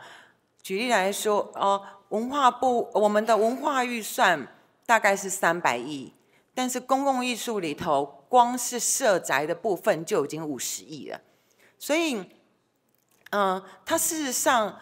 除了艺术家可以有机会有这个经费去做大型作品、重要作品的发表之外，它事实上也应该是一个艺术家很重要的一个收入来源。但是当然更重要的就是，我们会希望我们平常生活当中看到的这些公共艺术是看了真的是会感动的，或者是它真的是很有创意的，而不是某些特定形式的。我们希望可以看到更多的可能性。那我们同时也在做的是这个公共艺术社宅公共艺术的案例的调查以及国际案例的研究，然后也包含国际的法规的研究。这我们在明年4月就会完成出版了，这现在在做的事情。就是我们如果要去修法，要去讨论这件事情，我们要怎么样让它正规化的时候，其实我们目前没有足够的参考依据，所以我们希望可以用比较确实的研究去找出我们可以参考的办法。好，那这个部分的话就是。诗盟另外在思考的一件事情就是永续经营的部分。那永续经营的部分就会牵涉到我们目前的经费的来源。我们过去很大幅度的仰仗补助，那在这2年逐渐的拉低这个补助的比例，我们有更多的私人赞助的部分。但是其实它还是在一个不足的状况。所以我们在跟这个文策院以及其他不同的单位。也做了一些可能的合作的想象，然后这当中我们列出了几个合作办法。举例来说，这个仓储与资材利用这个部分，刚刚有提到，我们有了闲置空间之后，怎么去利用这些闲置空间，去让艺术家的创作成本以及视觉艺术所有的这些资源。可以再利用的部分，所以我们就找了一个私人的艺术运输仓储公司，跟他们谈合作。那他们也觉得这其实是可以获利的。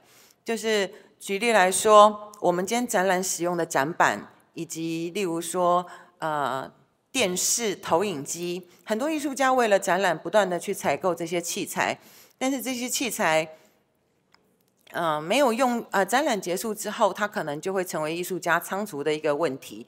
所以这个公司它就可以做的事情是，它除了可以储放艺术家的作品之外，它也可以协助管理这些器材的部分，然后再把这些器材转租给别人，去得到收入，可能去抵这个租金，就是我们正在研拟一些可行的办法。所以闲置空间可能除了艺术家工作室之外，它就也有了其他的可能性，就是可能仓储跟这个创作材料资材的再利用。那在这个另外一个是属于展览这名字好像是旧的，那个就是我们在开发一个 AI 策展软体。那这个部分也是因为这是一个台湾在新媒体上的一个优势，然后再来就是它其实能够因应的部分主要是非专业场馆的展览。台湾展览非常的多，然后商展很多，然后政治类的展览很多，各县市的展览很多。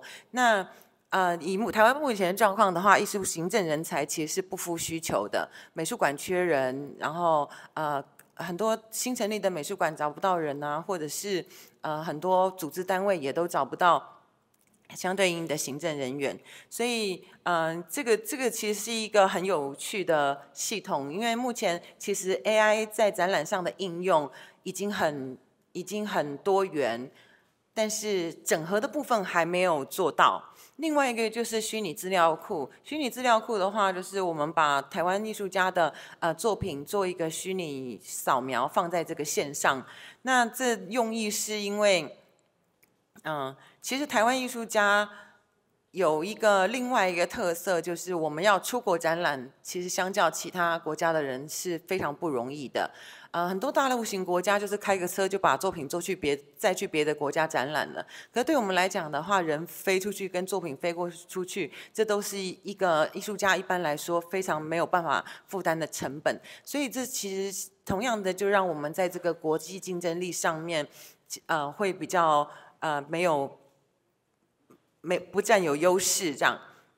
那其实接下来的虚拟类的展览非常多，那我们会期待说，在这样的资料库的建立的计划之下，除了我们可以更有机会参与国外的虚拟或者是数位的展览之外，这同时会成为艺术家平台跟世盟的一个收入。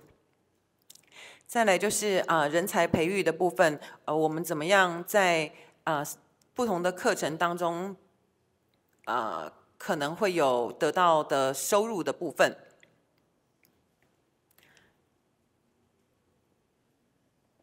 我是不是讲超过时间？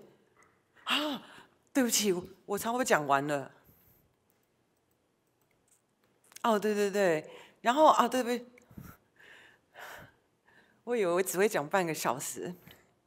好，另外一个就是世盟再定位。我觉得这件事情也很重要，因为我们25年了，就是到底我们在这个全新的时代里头，像世盟这么大的角色，这么大的单位，到底还可以有什么样的可能性？还可以做些什么事情？这是我们这一届的理监事以及就是包含我们圆桌会议所有视觉艺术工作者，希望可以共同讨论出来的。然后再来就是我们开始有更多更新的艺术团体、艺术空间，然后我们怎么样？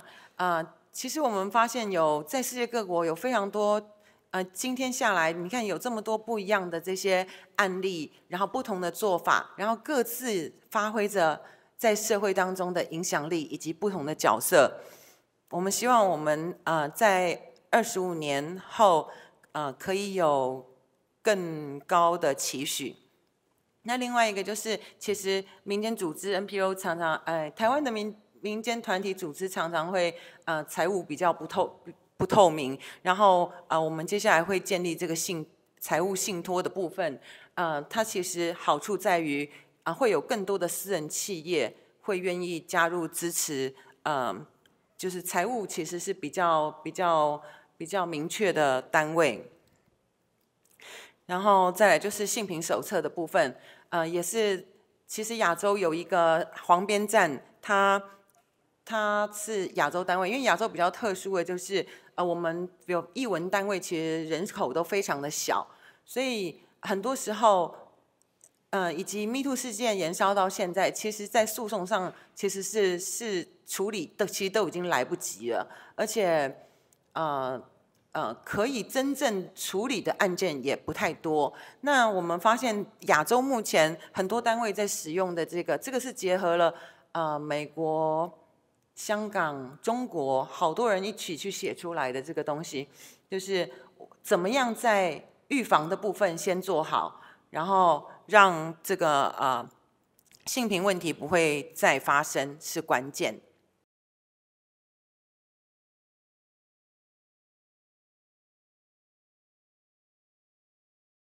Because I have many insights I want to share as an observer being here. But first about the association. So it was established not that long time ago, and we are focusing on the development of art market, promoting the status of Ukrainian galleries and art collections, because we don't have that much representation abroad of our art. And supporting social initiatives is a very big part of what we are doing with my colleagues. That's our committee. I will go just past this, and I will mention a couple of different events and initiatives we organize, and you will see that it's a very different approach. For example, we have this project related to art market development, but it also at the same time a project kind of to invite people to enjoy and appreciate art. It's Lviv Gallery Weekend. It was the second time we did it, and now we try to collaborate more, not only with people, but with the government and city council to do this. Then we have infrastructure development initiatives like art infrastructure, this art guide we established, I think 3 years ago. Our social impact initiative, as you know, Ukraine facing the war and is still there.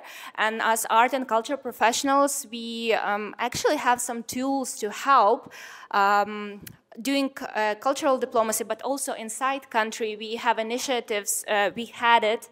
It was I think it was after 1 month of the full-scale invasion, we understood that my city, it's the biggest Western city, probably now during the war is the second most important city after Kyiv, the capital. And when people were escaping the most dangerous part of Ukraine, because we are on the opposite side, very close, 40 minutes to Polish border, so we received a lot of internally displaced people, a lot of refugees. So we decided to, with my colleagues, to do a special program just to help people to overcome their trauma. So we opened our institutions, we did tours, lectures, just for people to enjoy art. So we have also safety reasons, it's kind of a political thing, and international relations. We do the communication, especially first year of the full-scale invasion. We were trying to communicate with our colleagues all around the globe, asking to ban Russian cultural propaganda because it was really harmful for us. So that was also like we had some events like participating in art market. Of course, many of my colleagues they are participating by themselves, but as an association, it was pretty interesting experience to go and represent ourselves. Also, we do charity, of course. Ukrainians, they donate a lot to the army, to people who displaced because of the war, even to animals who are suffering because of the war. So we donate a lot. And for some special needs, sometimes we create these fundraising campaigns, maybe do charity auctions. They are very, very popular in Ukraine, just to support. Also, what we are doing now, it's, don't look on its numbers scale, because it's the beginning of the research we are doing. So it's ongoing, and the numbers will grow, but the percentage probably will stay more or less.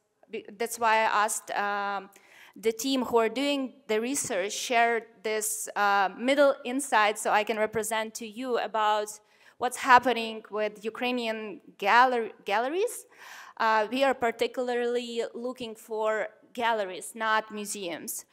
What's happening during the war, and also with the perspective what was before and how it's changed. So I have this very, it will be clear and final results of the research. It's a big research. We will have it maybe in 1 month or 1.5, but as for now, as you see, Lviv is my city, so it's a second after Kyiv in terms of the amount of art galleries and I would say cultural life generally. Yeah, so mostly we have art galleries. They are mostly commercial. Then we have not commercial, like art centers, art foundations, art spaces. It's just generalized auction houses.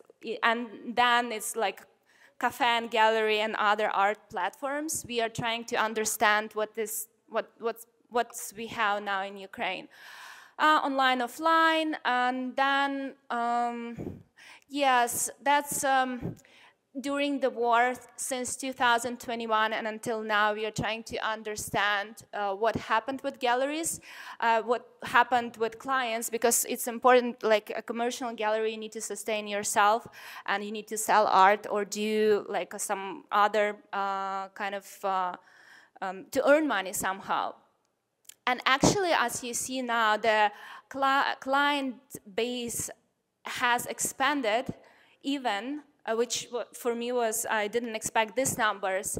And new clients emerged during the full-scale war. I'm still not sure about the reasons. I have my ideas, and maybe we will share, I can share with you later if you're interested. That just, I will show you briefly. The art sales volume, but that's still not, maybe this will be interesting. Why I'm sharing this, because I know that in Ukraine we are facing very special situation, and maybe my reflection or as an observer will be influenced of the situation I, as an art professional face in Ukraine. That's why I'm kind of excited to give you some of the numbers, but they will grow, but the percentage probably will be the same. So what we see here that during the full-scale invasion, in total 27 new galleries were opened in Ukraine, which I also didn't expect. In my city, some of the galleries, like they are very new, and some of them they are just migrated from other parts of Ukraine, but still we have art centers. Most of those initiatives and art galleries, they were planned to open before the full-scale invasion. Then the project were frozen because of the war, and then they decided, many of them, they decided to renew projects, so they opened the institutions actually, not only galleries but art centers. Some of them they suspended or they closed, and some of them they just moved to other countries, not many, but still.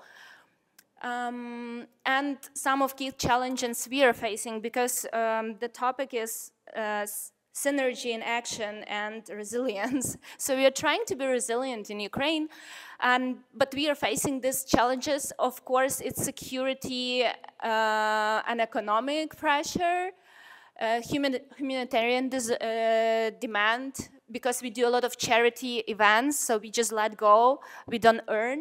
Then decline of visitors, because many people, like millions of people left Ukraine because of the war, and it's a big tragedy. But in my city, we have even more people than before, but in many regions, it just, and drop of art sales.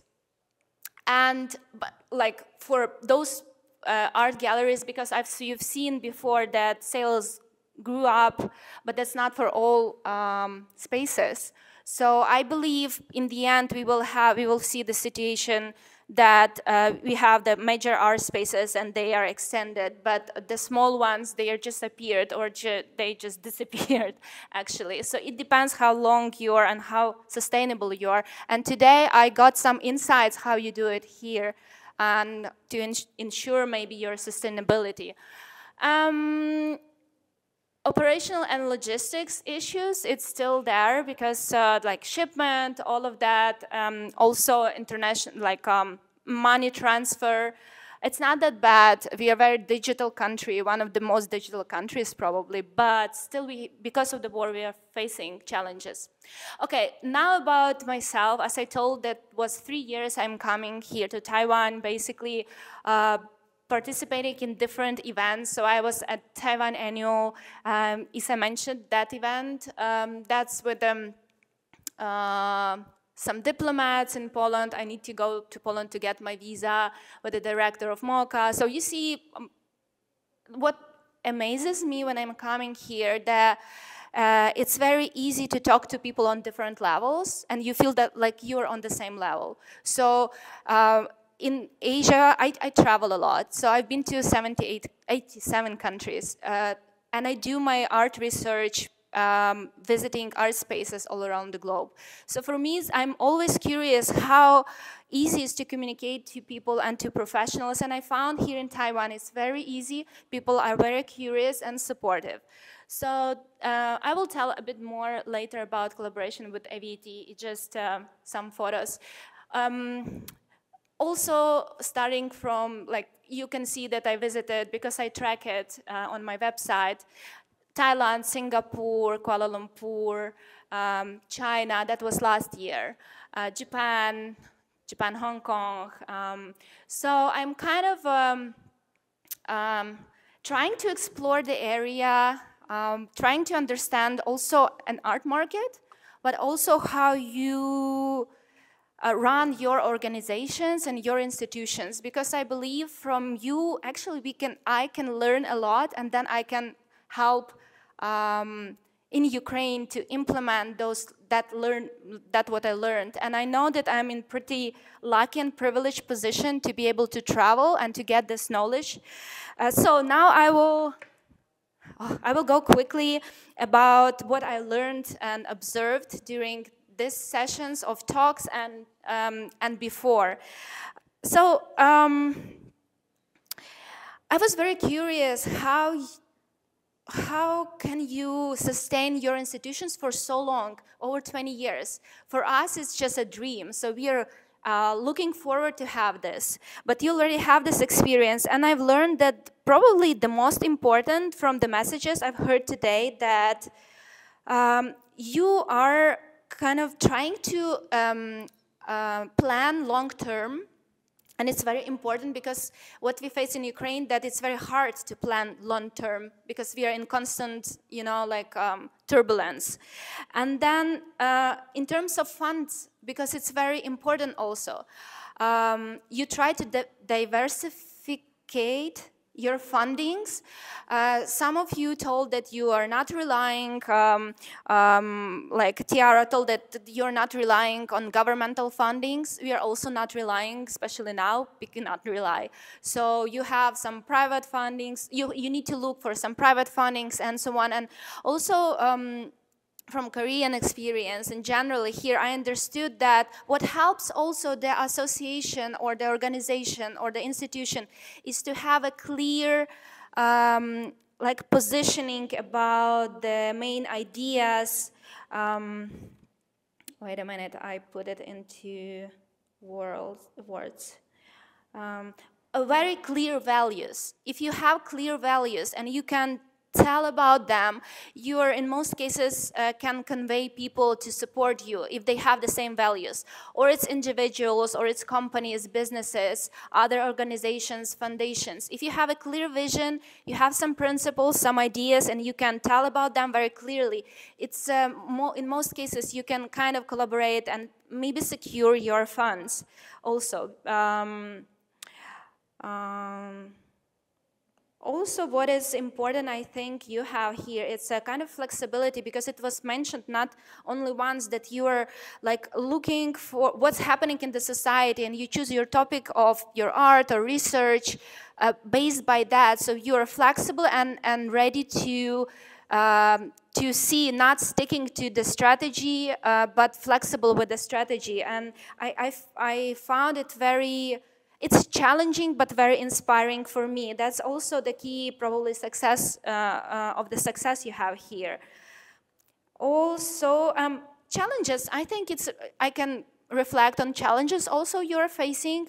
And some of them, they are also in Ukraine and Europe, I believe all around the globe. So to have this long-term support, and also what Isa said, that if government changes, then the strategy changes. Then you need to adapt, you need to, recreate something. You cannot rely on governmental funds. It's also, like related to politics. And also it was stated here that as art professionals, we influence the politics. We have this tool. And also it's very brave of you in South Korea to be able with your institution, because you have already the reputation to talk about complicated topics out loud. And that's, I really appreciate it. And I think that's what should be done, because we are all, art and culture is still political. So we have to use this tool to make society better and just to stand together.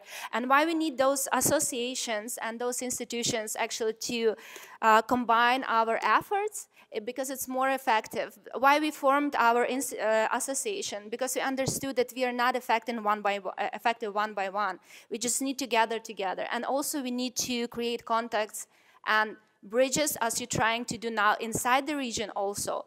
And now I'm guessing, because the global society and everything, that I predict that in the nearest future, even more international cross-collaboration overseas, not only, because we still have European bubble, Asian bubble, in the United States, in the region. But I predict that in the nearest future, maybe over 10 years, those limits will be even more so we will be more integrated to each bubble, all of us, I believe so.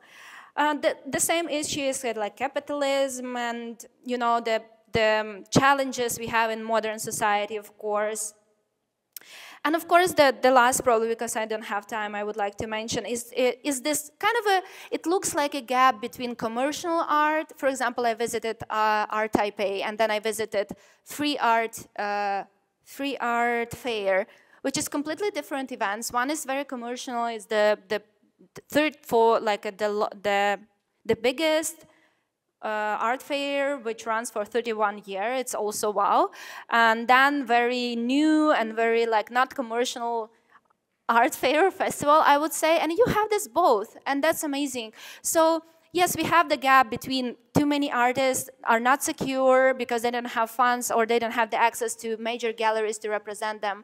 And then you have this big galleries, art market, and so on. But actually, we need both to have the ecosystem work. The challenge is how to make it more balanced. That's my idea. And you have this issue here in Asia, in Taiwan particularly, but also we have it in Ukraine and in Europe, I believe is the same. So we have many common issues and struggles, but also I think I got a lot of insights being here and participating in events and listening to my colleagues. Okay, so that's my time. That's it probably. We can talk more on the round table. Thank you.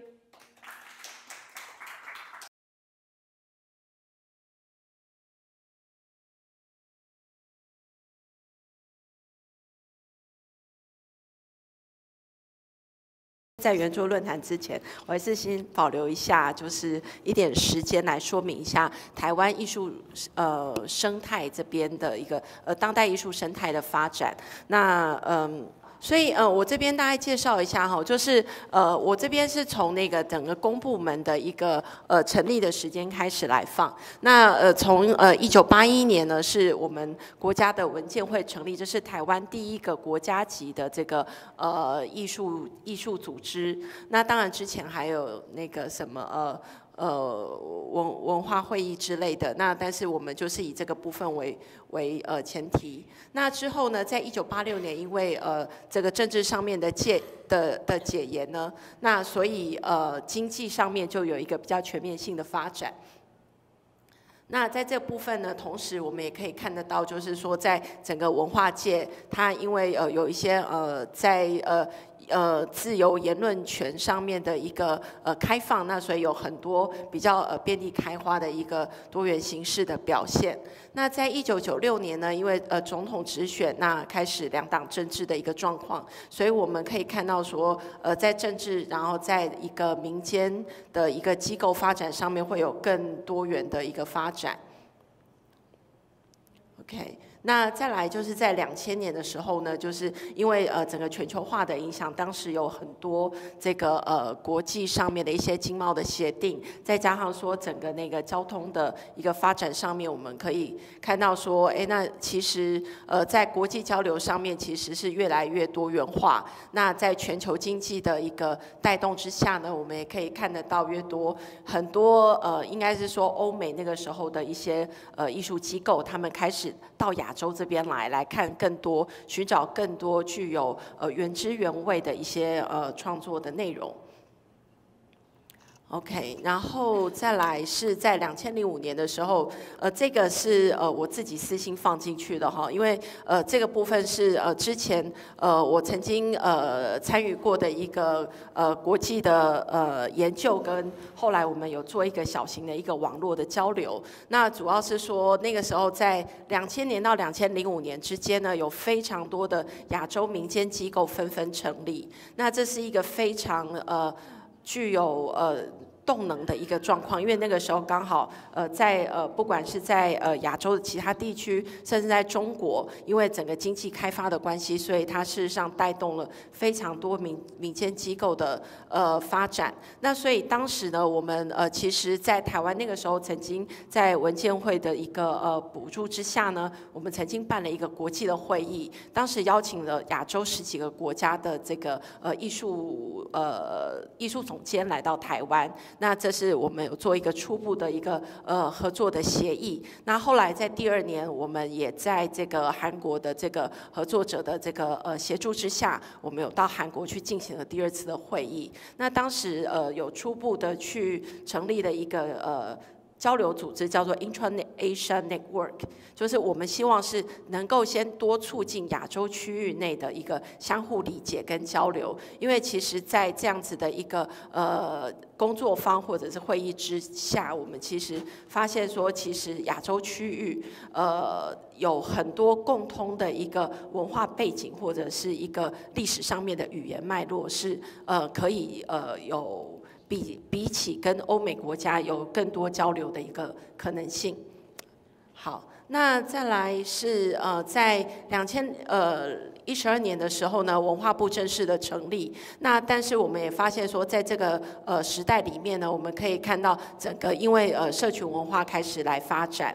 那当时不管是脸书就 Facebook 或是 Instagram， 在这部分已经开始来主导整个一个算是社会交流的一个变成一个很重要的一个社交的工具。那所以我想说在整个艺术创作上面，其实也受到很大的一个变化。好，那再来就是环境永续议题，在这个部分，在这个年代大概也开始受到重视。就说因为后来也有那个我忘了它叫什么，就是在巴黎的那个气候变迁的会议，对，所以那个时候，所以其实也开始大家对环境议题开始有更多的重视，那艺术圈也开始对于这样子的议题有更多的投入跟研究。那再来就是在2020年的时候，因为 COVID-19 的关系，所以变成说整个全球的一个交流，它变成一个有一点静止化的一个状况。好，那大概最近这2-3年才开始活络起来。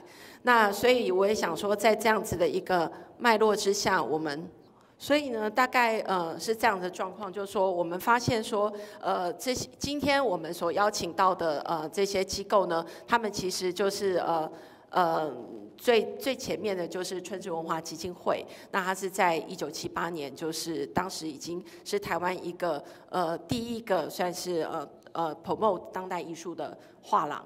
那在当时从国外回来的很多艺术家也开始在这边他们就觉得说在台湾是有一个发展的潜力跟可能性，所以他们才愿意在台湾这边继续来发展。那也后来也促成了更多的就是类似像比如说一同公园啊，然后甚至非常庙这样的一些空间能够来进行交流。所以我想说这是非常指标性的一个发展。那 Cemeti 他们有他们自己的一个算是说也是受到他们整个社会影响的氛围，然后去发现说艺术家有一个算是说公开来表现，然后跟社会议题来一个对话的可能性。那 Loop 或者是世盟，我觉得也是在很多社会背景下面去促成他们的一个成立。那我想说今天我们的这个论坛叫做合力之力，就 Synergy in Actions。那就是我们发现说，因为所有的团体它都不是一个人的意志下成立的，而是说它在一个时代发展的驱使之下，那是结合很多人的力量，然后去开始做一些对的事情、有意义的事的议题。那我想说，今天我们所有的机构都有相当长期的一个营运发展的一个经验。那所以也希望说，他们就这个他们发展上面所遇到的一些挑战，然后还有就是未来我们是不是有共同合作发展可能性的这两个议题，来去做一个进一步的深度讨论，这样子。好，那所以我想说就我先发问，那之后呢，我觉得就是台上的这个讲者们，就是如果觉得有任何你们觉得想要继续深入或者是相互来请教的问题，我们都可以很自由的来讨论。那我想先问第一个问题哈，就是说我自己个人想要多了解一下，就是说在比如说 Loop 它在1999年在刚成立没有多久的时候，它其实我前2天在找 Loop 的资料的时候，发现说，其实他们一开始就马上有空间在无以为继的一个生存危机。那后来就是在韩国政府当时其实对于在文化政策上面是对于这样子的替代性空间有很多的资金上面的挹注，那也包括说后来我们当时在交流的，比如说像 Cemeti Space， 它是财团，也因为在这样子的政府补助政策下面，然后来去成立了这样他们自己的艺术空间。那也想了解说，那韩国的这种替代性空间或者是民间的这个空间经营上面，它在政策的影响下面是有什么样子的一个发展背景？谢谢。Yeah. So when Loop started in 1999, there was no governmental funding for any kind of individual artists or any kind of non-profit spaces. It was only funding for museums, like governmental museums. And then there happened to have more alternative spaces open within 3 to 5 years in all around Seoul. And then there was like, I remember there were a series of meetings with the representative in Art Council Korea to ask for the extra funding, like make the new types of funding to support these kind of experimental art practices. And it really through this whole series of discussion that Art Council Korea started, agreed to fund these spaces in, I don't exactly remember, but it's mid 2003 to 5. I have to look it up. But it was really the result of a serious request from the curators and also artists, because it's really what they're doing, what their practice is about is really outside of the art market. But then they also claim that it's valuable for society, because this kind of experimental art practices will be the future. And so they agreed, but then as a lot of speakers said today, like because of every time the election happens, and they changed the whole funding system. Also, I remember Seoul Foundation of the Arts started it later, actually, 2002 or 3, I remember. And they also started to support the artists in Seoul. But these are the two main funders. And they kind of created this a lot of pools of artists who can be only doing the experimental art practices. So, and then it's also started having younger artists opening their own alternative space. They don't call it even an alternative space, because it was a time that being called as an alternative space was referring yourself into something old, outdated for a while. And that's the whole the management crisis happened, because the loop kind of lost its own stability because it wasn't like challenging enough to be the alternative, because it kind of sucked up by the funding system also. So when I took the directorship, it was the first year that Loop failed to get the funding from ARCO, Art Council Korea. So it was really the lowest moment, and then that's why we came up with how to find a new role, or how to find a new question as being an alternative to the art world, or also to the Korean society. And that's my talk on ecofeminism started, and then there's a whole new discussion was provided or shared. So now we are kind of back in the game, but it wasn't 25 years smooth ride to the ride. It was always, starting was really like no funding at all. And also the current location is the third location, but before that was really this like tiny basement space for 3 years. I only had one director and one curator. It was that small, but then, So,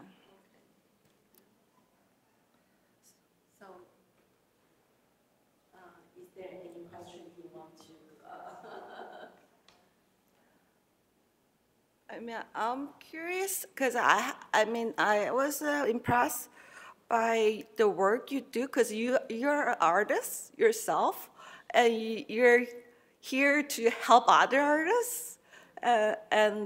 Which is not an easy thing to do, It's everybody has a different kind of demands, and how do you manage for 25 years? Because it's 世盟来讲的话，理事长2年1任 ，so 我怕是不会连任的，所以我没有被荼毒25年。那当然，这其实每一任理监事跟理事长对我们来说都非常的不容易，因为也包含秘书处的工作也都很不容易，因为如果是大型展览的话，的确意见会非常的多。但是在我任内的话，我尝试用更多的沟通，因为其实现在的意见的整合又更难，因为现代人的沟通习惯是没有过去的直接。所以，我其实这部分尝试用各种方法，就是不同的世代，然后不同的对象，用不同的方法，然后用比较大量的像是圆桌会议，各式各样的会议的方式来做沟通。但是我想，这种沟通这种东西，它真的就是很需要时间跟耐性。但是它事实上，其实这有点像是印尼空间的做法，对不对？我觉得印尼的那个艺术团体组织的运作，它其实是更扎实的，因为他刚刚有提到，就是他们会花很长的时间跟别人讲话、沟通的部分。然后我曾经研究过这方法，我觉得他们虽然耗很长的时间，看起来很没有效率，但是他们最后的结论是很扎实的，就是它的共识性跟那个向心力是好的，是这样吗？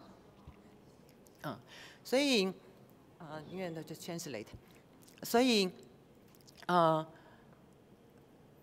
我觉得我有点用创作的方法在做我现在这个位置，就是因为我们会艺术家就是遇到问题，然后就是想到一个想法去把它做出来的概念，就是遇到问题解决问题。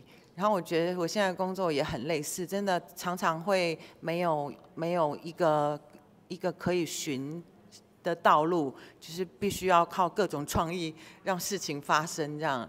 所以当然也同时也因为我过去10年在纽约做一个艺术家社会住宅公寓的计划，然后我才在这个了解这个公寓的背景之后，我才了解说，人家的政策一推动就是50年起跳，那所有的累积。以纽约的案例，这些艺术社宅的累积，让纽约成为我们现在看到的样貌。那因为我学生时期曾经是世盟的秘书长，就是工作这样，所以经过了这些时间之后，回头再去看，就会觉得说，为什么20多年来，我们这么长的时间，不是应该有更大幅度的改变吗？那为什么？还是一样，但是我们的世界已经变了这么多，所以我觉得这并不是只有我意识到这件事情。当我在开圆桌会议的时候，我发觉大家的共识性是很强的。是为什么有办法凝结一次那么多人上百人来开这个会？就是其实大家都感受到了，我们有一个急迫性的问题，我们必须共同去解决，大概是这样。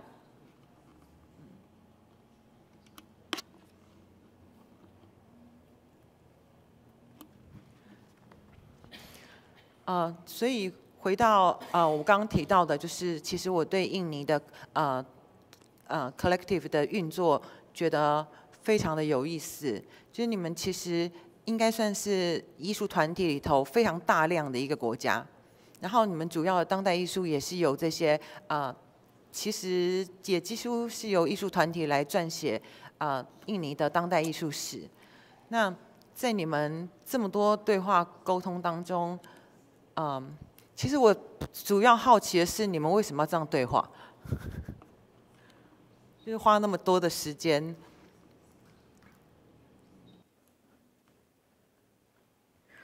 So to like answer that, so sorry, the conversation and because like in Indonesia, for example. I think the basic culture in Indonesia is to hang out, to nongkrong, you know? Yeah, that's like the basic thing that we do a lot. Like we Indonesians do the hangout a lot. We do nongkrong. We talk about like everything and everywhere. We can like spend hours and hours just like hanging out in other galleries, in our friends' house, or in everywhere. Just like talking about the project that we are maybe, and that from the hangout thing, we can get what is going on with an artist, what is like their ongoing project. So from there we can learn, oh, he's doing this kind of work. He's still researching of this work. And from the nongkrong thing, from the hangout thing, we can get resource from everywhere, from everyone who is hang out with us, like sitting together in a collective in that area, and then we can share what's the challenges that we stumble upon during our project, or what is the difficulties that we had. Yeah, maybe it's something like that. That's why we talk. The discussion, the activist discussion brought up so much in Indonesian collectives art. Very interesting. Can I ask one more question for Ji Yoon? 因为你刚刚也提到，你们每个月会有一次聚会。对，我觉得这其实也是很不容易的，就是在什么样的背景之下会有这样的计划，然后你们觉得在这样的行为之下产生什么样的一个成果？ It's about ecofeminism workshop that we're doing every month, and it's also like because it's very different from what Cemeti is doing to what Loop is doing. Actually, I think that the main differences is because Korea has so much governmental funding, so a lot of artists or curators kind of see themselves as competitors, not as colleagues, because there's a funding every year, and it's either you or your friend, or so it's really the kind of downside of having this like big funding opportunity in a country. So people kind of stop sharing ideas. And only after they got the funding, and then that's when everybody started to discuss by like paying your friend. So it's actually quite different. But then having said that, ecofeminism workshop, we don't get fundings. We haven't got fundings, and also that's also another strategy to be quite independent from the funding. Because it's actually quite tricky topic. Feminism is a really tricky topic still in Korea. Even within the art circles, there's like a lot of opinions. And the Korean Me Too happened like 10 years ago, but still a lot of things has not resolved yet. So that's why we organize ecofeminism workshop without any fundings, and just like participants, we usually have 30 women. We don't ask only women to apply, but it's usually the women participating per workshop, and 30 women. And when they do the speak out session, like talk about their personal experience and patriarchy, it really brings that it's really like hard to find the like-minded people who can speak out about their own like ideas and daily experience, because of the older society is quite blocked now. That's why we try to meet each other and to support this kind of very blocked and very weak, it could be weak voices within the system. But as we gather together and then we speak out, like we share what we learn, and it creates really different type of a communal experience. We do that for about 8 months till a year, and then to the final symposium, just open to the public, that we share everything, that what we've been through.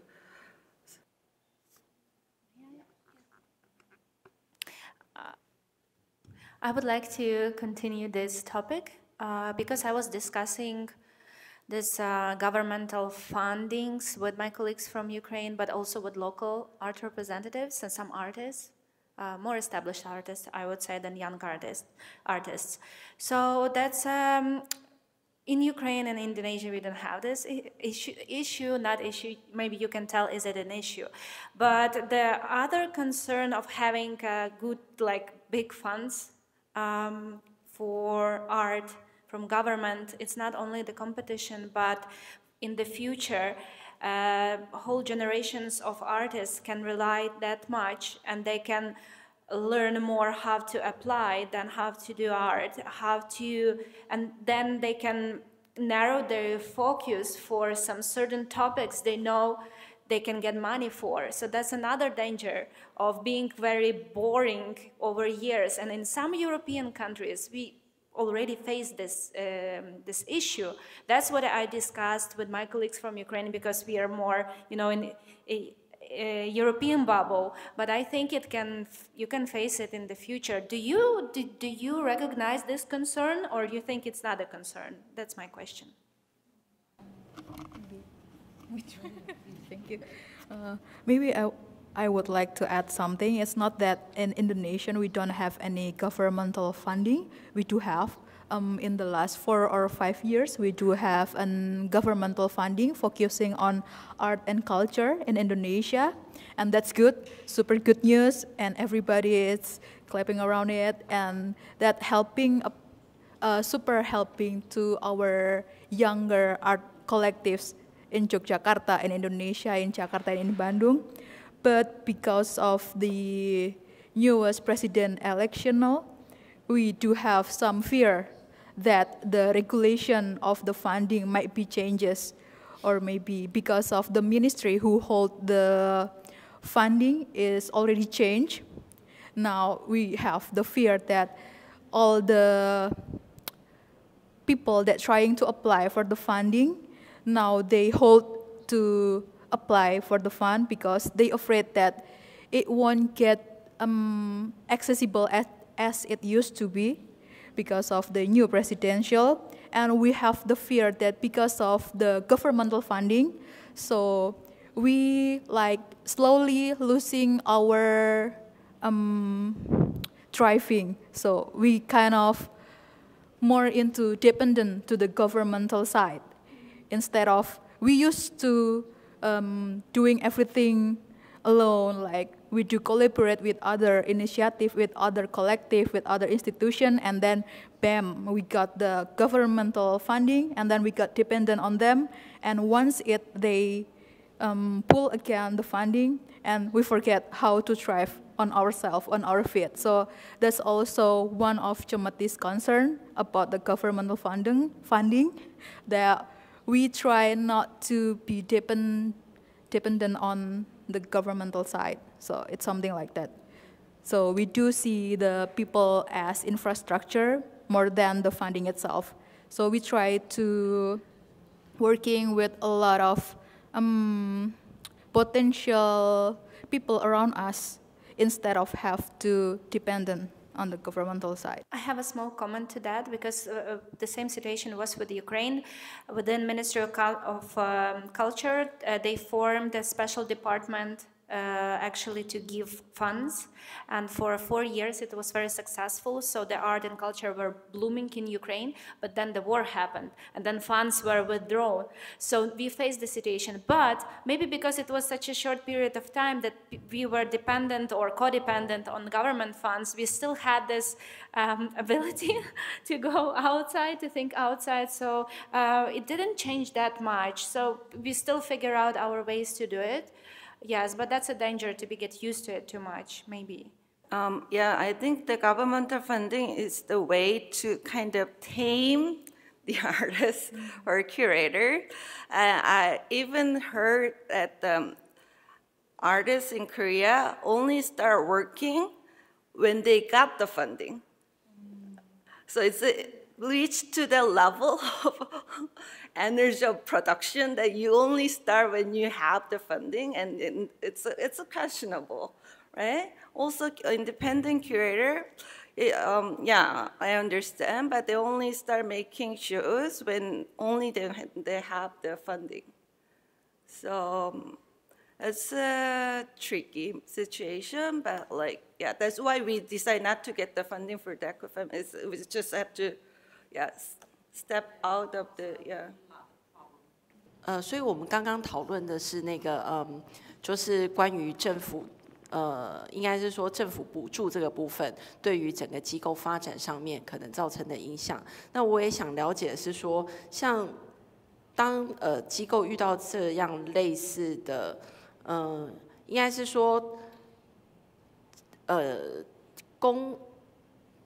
在机构发展的时候，哈，就是说，因为我们每个阶段应该都有它转型的必要性。那这个东西可能是来自于社会的，也可能来自于一个机构内部本身的，然后甚至是说来自于说公部门对于这个机构的期待。那我想了解一下，就是说就世盟，然后 Loop Cemeti， 然后那个 Marta 这个Associate 这个 Ukrainian Association， 就是我们在遇到这样机构发展上面的一个转型的时候呢，那我是怎么样来去重新去稳固它跟它自己主要社群的这个连接性？对，就是说我们怎么样去稳固这个内部的原来既有的社群或 member， 然后另外就是说如何在这样子一个转变之下，然后重新去扩展一个更大的一个群体。我先回答哈。世盟目前的做法的话，其实世盟目前是正在面临比较大的转变的一个时期。那我们现在的做法，我会觉得它其实真的需要很大量的沟通跟需要一点时间。所以举例来说，这个1年展要取消这件事情，我先从去年1年展结合这个艺术博览会的尝试，到今年会再尝试这个1年展结合这个文化跑酷运动会，就是一个地方性游戏性的这样的东西。然后在这个过程当中我会安排非常多的相关的讨论。我们已经完成一场是历届的理事长，就是回来去分析说每个时代1年展的成就跟困难，然后以及逐渐的每一届的转变。那我觉得这部分的沟通的话，也是线上直播，等于是我们也通知会所有我们的成员也都可以去听这样。那我希望在这个转变的过程，我们可以加入最多的讨论，就是因为其实以民间组织来讲，它的关键就是一个共同努力，然后共同的需求跟大众的一个利益吗？的考量这样子。其实还在尝试当中这样。然后我待会可不可以请那个Ji Yoon你回答的时候，我很好奇，就是韩国的私人赞助跟企业赞助是不是其实是比较好的状况？就是不像我们像台湾来讲的话，其实比例是非常非常低的，几乎愿意投资在文化艺术的企业其实非常的少。所以我们某种程度是相较于你们是比较仰赖补助的国家，这样。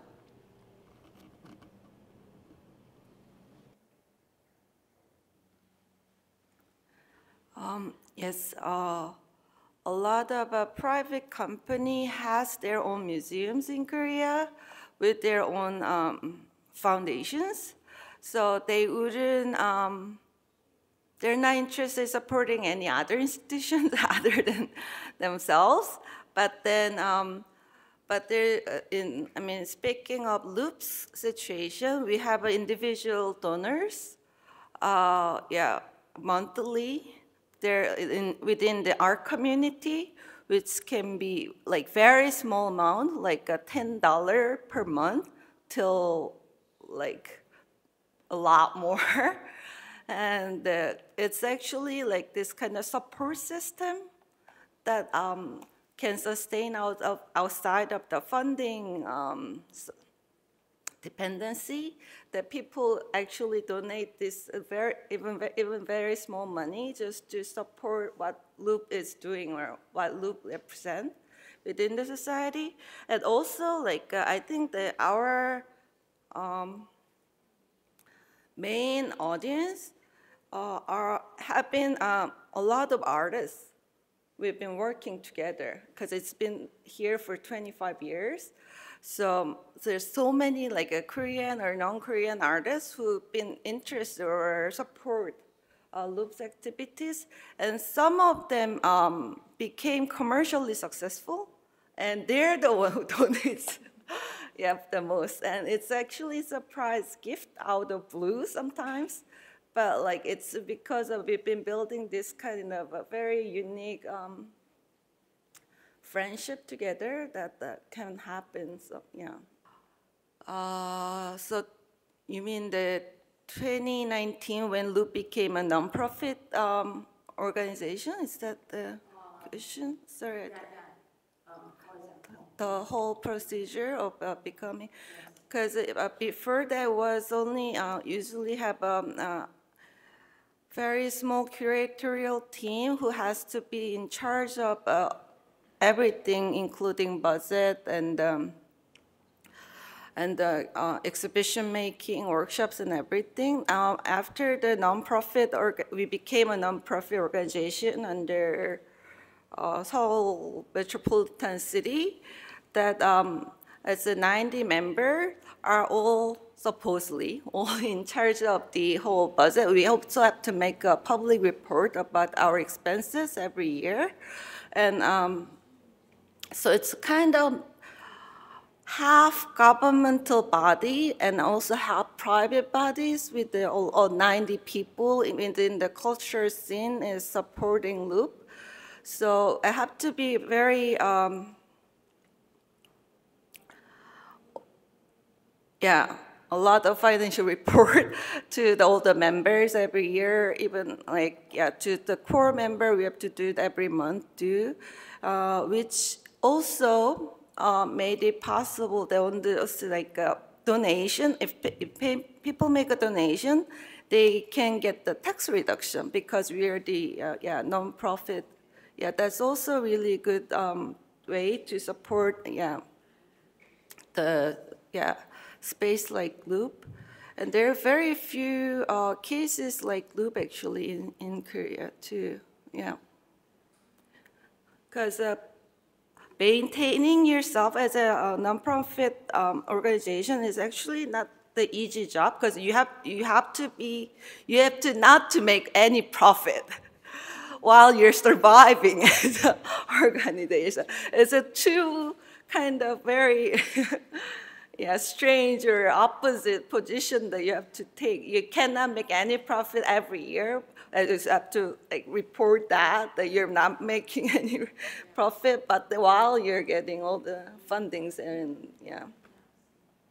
I think the situation is almost the same back in Cemeti also, because we are not non-profit foundation, non-governmental organization, but we do got the funding from like everywhere, and we're trying to make a sales during the exhibition, and we do trying to make a sales during the visit of our visitor and something like that. We try to sell the artworks, but because the spirit of Cemeti at first, it was founded to respond the new order regime. So people have freedom to express themselves through the artworks and everything like that. So they have a safe space to be able to make the artworks. So Cemeti was relational and contextual at that time. And we think that to this time, Cemeti is still contextual and relational to the context of socio-political in Indonesia, in Yogyakarta, that we still need a space where people can make art, make a movement, make a project that is not get infiltrated by the government. So if in the future, hopefully if the socio-political situation is going better, if Cemeti no longer contextual to the situation of Indonesia, political or socio-situational, Cemeti thinks it's also okay to be no longer a gallery, an institution there. So Cemeti can be like vanish anywhere. Like if we no longer need it as an institution that has to provide like we used to do, like we used to be. So it's okay to be like what's the word like, to take down from the social, from the institutional of the art scene. So it's something like that. If we are no longer contextual and relational to the ecosystem, to the society, then it's okay. Yeah. But hopefully, when the time is right, the socio-political is also, it's going better, just not like right now, or 10 years ago, or 32 years Maybe ago. later. Yeah. Anyway, hopefully. sometime later. Yes. Yeah. Okay. So because our association is very young, as I told, 3.5 years, we are just starting to understand how can we be sustainable with our funds. So basically now we are funded by ourselves, the members. So now we just try to cater to the society because we have challenges of the world, so our war. So our situation is very unique and difficult. We think about sustainability, and we think that we should apply for grants and so on. But our main focus now is just to do the crisis management and do our best in times of war. And we know when war is finished, we will have way more possibilities, but now our focus is just so different from what you have. So I cannot, so my answer will be very, very different from yours, because the challenges we are facing very, very different. But we hope to be sustainable, and we are thinking about art forums, art fairs, and all the rest. But just most of our initiatives, they're just not, and we are also NGOs, so we are not governmental, we cannot do business, we cannot earn money, but we are thinking how can we be sustainable in the future money-wise also. That's our next challenge, maybe after the war. 我这边还有一个问题哈，是说，因为在大概2010年之后，就是在网络整个变成一个主要的国际旅行或交流的工具的时候，那我也想了解说，因为艺术发展它我们自己在空间经营上面可能会发现说，在数位化之后，其实大家对于所谓一个是艺术表现的内容跟方式非常的不一样，然后再来一个呢，就是说那个观众本身，因为它有太多的这个选项，所以在那个观众事实上是更为分众的。那所以不知道说就现场的这艺术机构对于说在数位化对于视觉艺术，因为视觉艺术我们在过去是必须要到现场去观赏的，但是现在我们可以透过不同的媒介，甚至是说在选项上面是有更多不同多元的表现。那所以在观众的一个受众这边的一个联系上面是怎么样来做这个部分的经营？I'm sorry, can you repeat like the question, please? Okay, so I mean, 现在 I mean, there's so from the rise of internet, now we can have a lot of interaction on internet directly. So because visual arts, before we need to go on site to see the works or see the space and to in contact with people directly. But now with the rise of virtual world, then the audience, they have multiple choice, and the expression of art is also very different. So how do you see, I mean, when the organization, especially you own the space, how do you get in touch with your audience? Yeah. Okay, yeah, it's a bit challenge that the internet is out there, because in a way, people right now, especially young generation, could see the artwork only through the Instagram page or only through the website of the organization itself. So they feel like I no longer needed to come by myself to see the actual artwork, even though if you come to the space, you can see the dimensional of the artwork, or maybe can smell the artwork, or maybe can feel the artwork. Yeah, it's a little bit challenge for us. What we're trying to do is then we try to make a new program instead of just only exhibitioning the artists and their artworks. We try to invite the artists to do their project during a period of time, usually goes like month or a month and a half in our studio, in our stockroom in Cemeti. And so far, we have 3 for now. We currently have Jompet Kuswidananto as one of our artists right now, currently has open studio in Cemeti. We find the open studio effective to attract more people to come visit the gallery, because when the open studio happening, the artist itself is present in the gallery.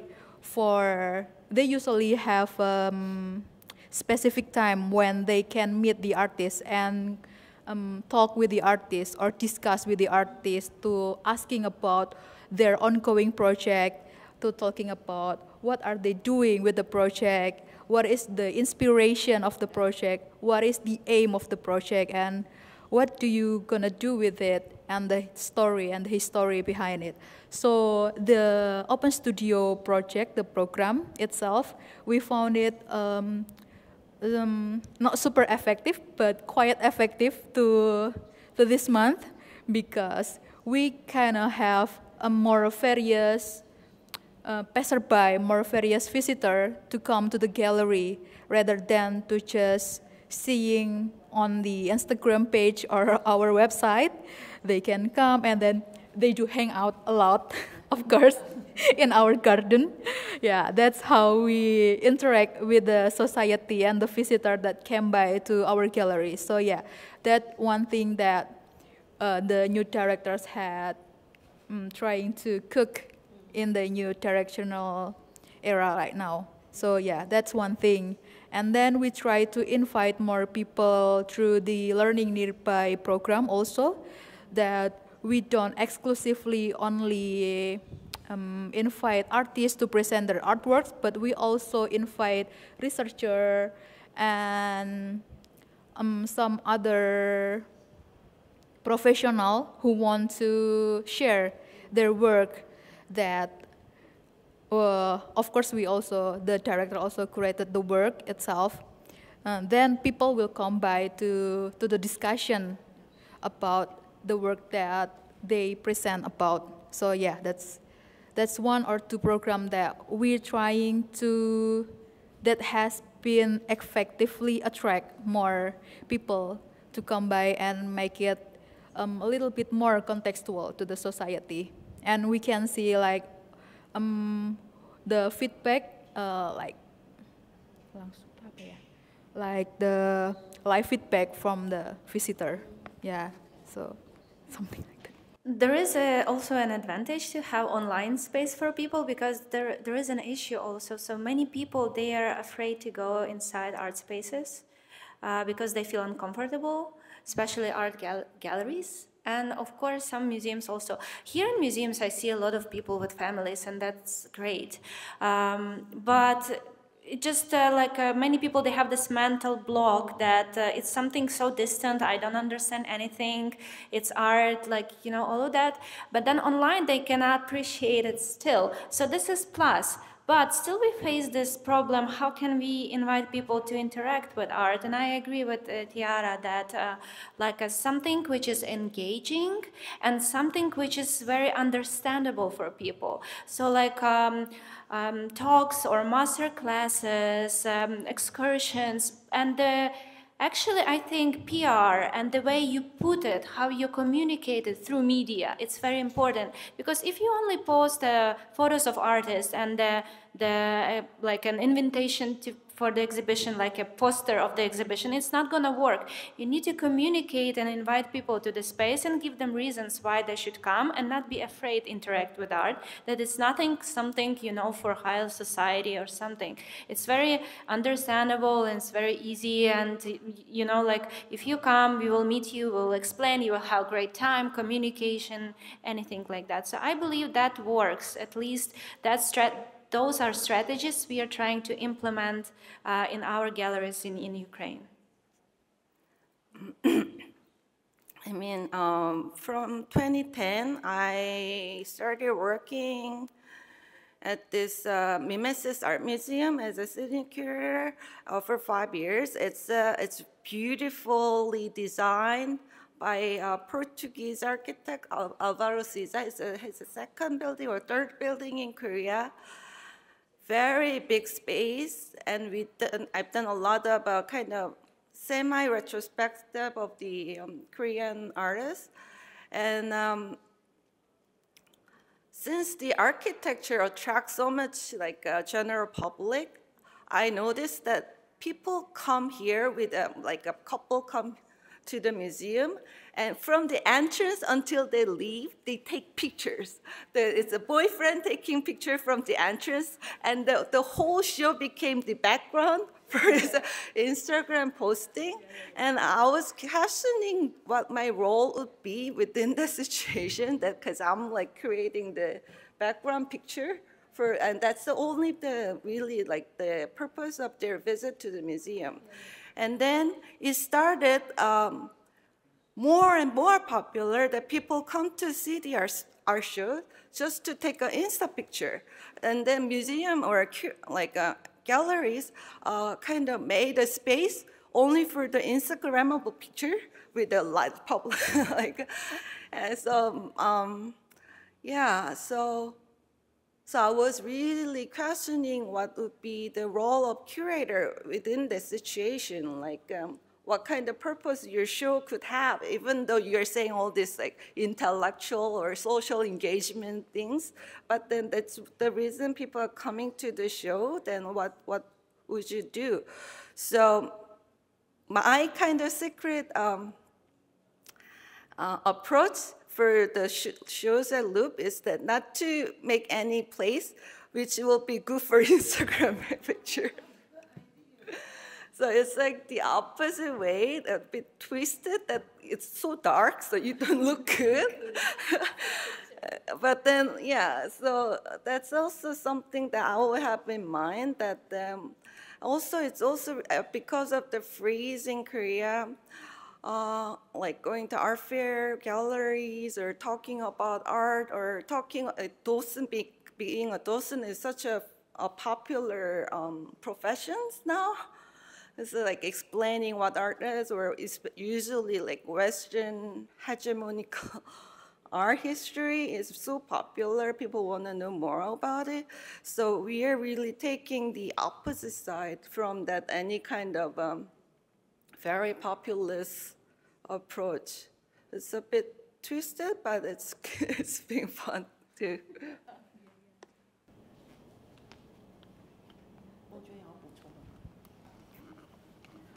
我刚才想，我们福利社是不是每个档期呀，我们干脆直接做一个拍照区算了，就是让大家就是会固定来，然后让艺术家直接做一个真的很厉害的拍照区，然后强迫给大家导览完之后去拍照，开玩笑的。其实这部分真的不知道怎么，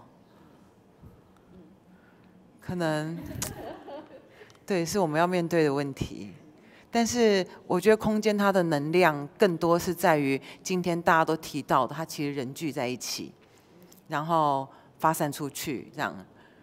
所以我觉得空间的意义可能也会逐渐转变吧。只是展览的话，不知道策展人烦恼。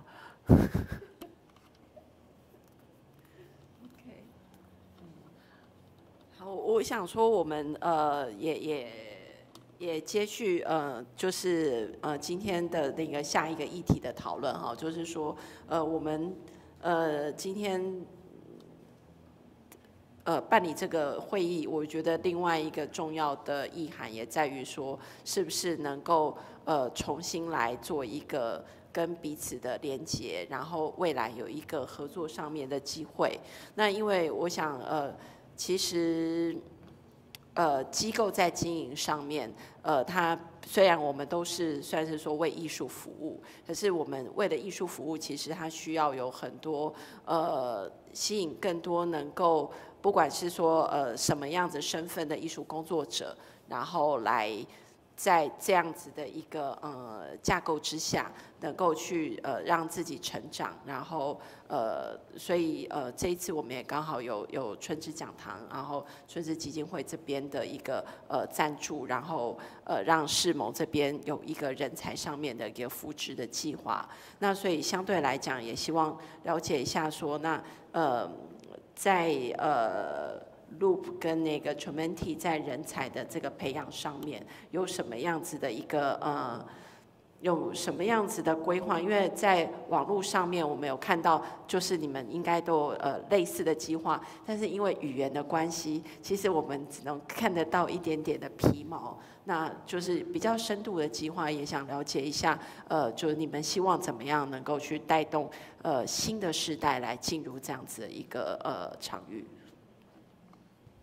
他们这么长的时间，我猜不论是印尼或是韩国，他们相关艺术产业应该都是从他们单位出来的人了吧？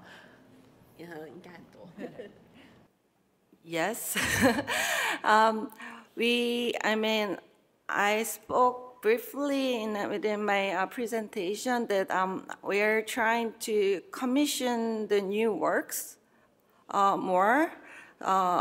And collaborating with curators, and we are also like, it's not as it can be really like a partnered relationship, other than curator are choosing the pre-exist artworks that artists make within his or her own terms, because there's like very keen interest that Loop has, which is like ecofeminism, art, and ecology, all this criticism on patriarchy and capitalism. All this is a very also it's very important question, but it has to be highly researched also, because so and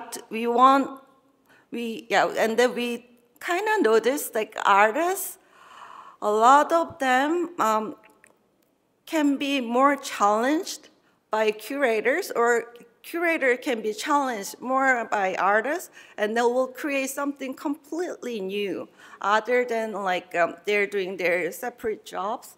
So that's what we trying to do. So that's why the next show at Loop, we commissioned 8 new works for the LED panels, and also we do have organized a lot of lectures and talks on ecology, all these themes with new lecturers. So it's like, and always a lot of artists are participating on these like workshops and conferences and talks. So it kind of challenge each other that we have to go further because we are really living in the crisis of climate change, and it's when you and war too. So it's really catastrophic time, and in order to find the solution, we really need each other. That's why and it's been creating a really interesting community of women all around the world also that share their own experience and knowledges too. So it's also like a solidarity between not just women, but like people who are creative, people who are having sharing the same concerns, worries. Yeah. I think it's more like passing the message, and encourage or give a topic and to engage or to anticipate more reaction from the art society? Yeah, also like creating a support system so that we can all go further or go beyond or make a better or imagine a better society or together within the art institution. It can be very lonely too. Yeah, Yes. true. Yeah. So Tiara. Yeah. As far as I know, maybe it's not far different. That we have to have a good support system in the art ecosystem. So in Jogja also, I think lots of young talents used to be starting from the level 0 or level 1. They usually being a disciple for a more senior artists. They act as their assistant, maybe something like that.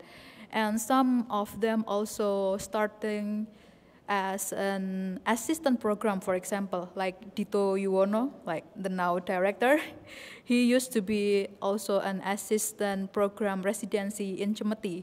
And that's how the institution, the ecosystem itself, trying to grow together with the young talents. They support every young talent that we have.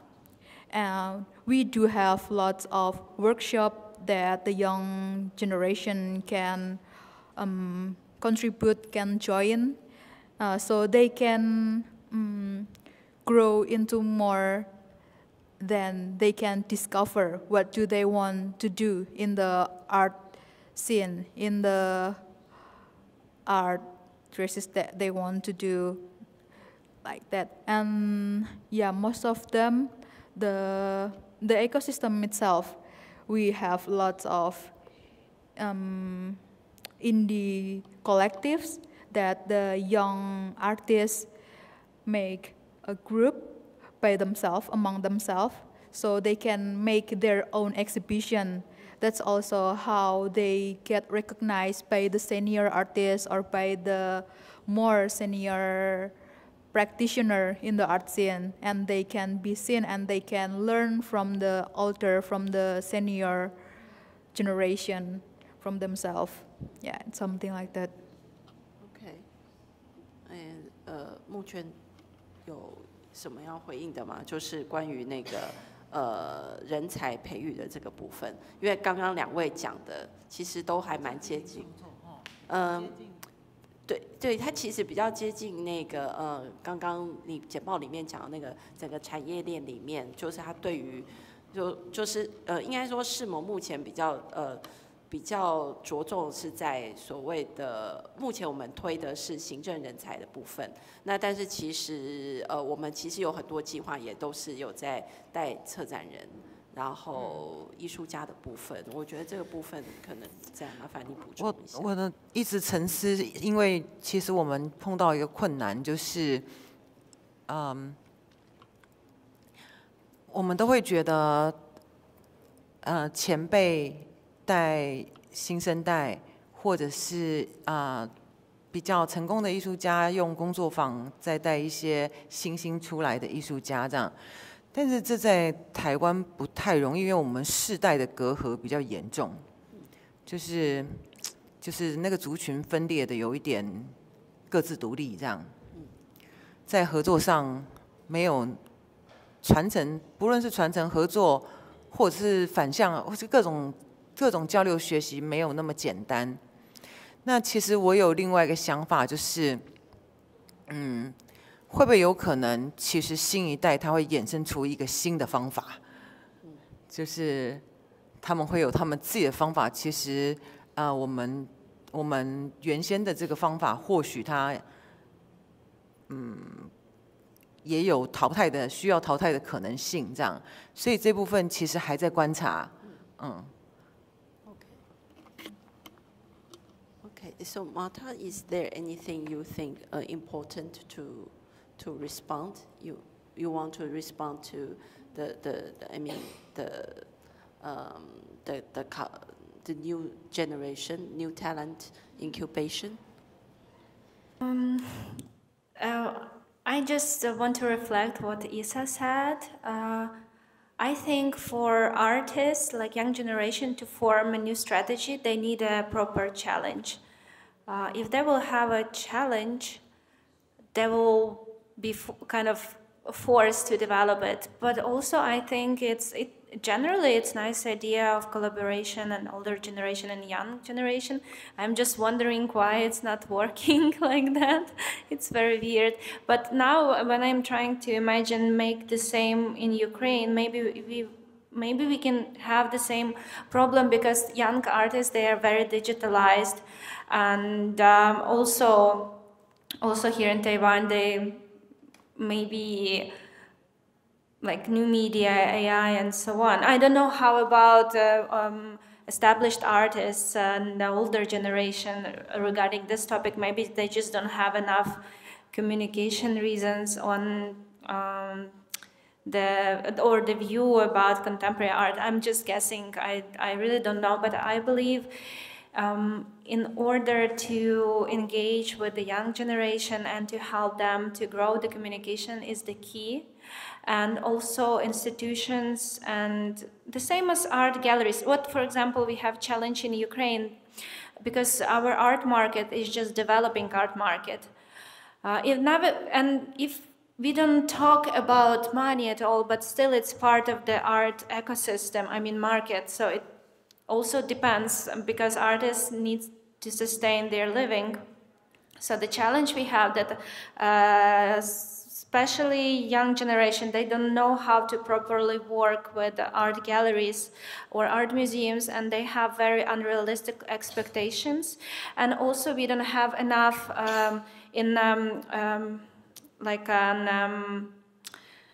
not enough education of art management and understanding how the art world works.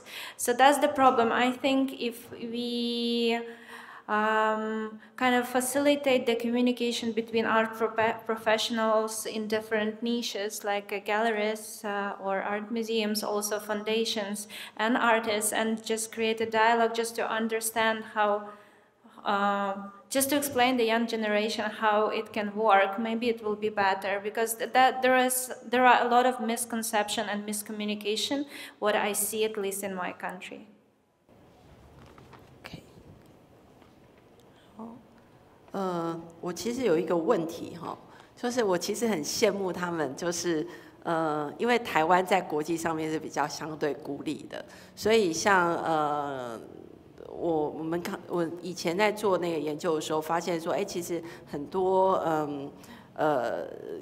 东南亚的国家，他们其实是有国际上面网络的支持的。好，那这里面包括说很多国际的一个基金上面的挹注，比如说 Asia World Foundation， 然后甚至像日本的艺术基金会，他们也因为是跟那个联合国是连结的，所以他没有办法跟台湾有很多实质上的，没有办法有任何实质上的交流。好，那甚至说我们知道说那个 Cemeti 最早他拿到就是荷兰那个 Prince Claus Fund 那边有很多的挹注，资金上面的挹注。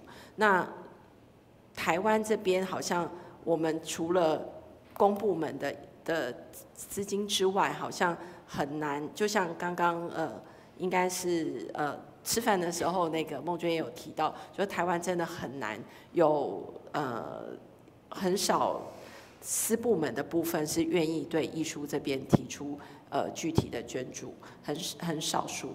那所以就是我比较想知道是说他们会觉得说因为有拿到国际的资金，所以在跟国际的交流上面有什么样子比较方便的地方吗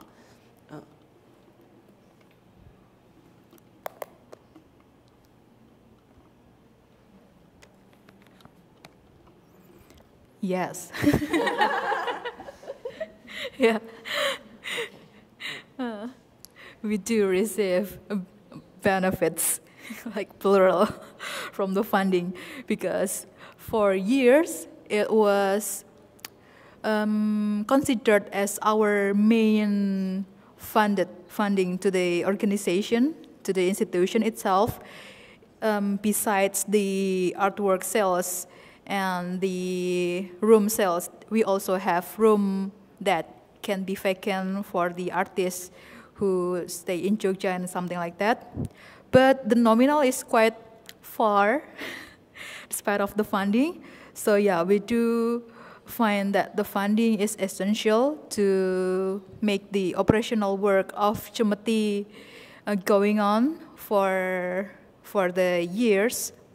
But right now, I think the budget cutting issue, it's also rising in Netherlands too, because we also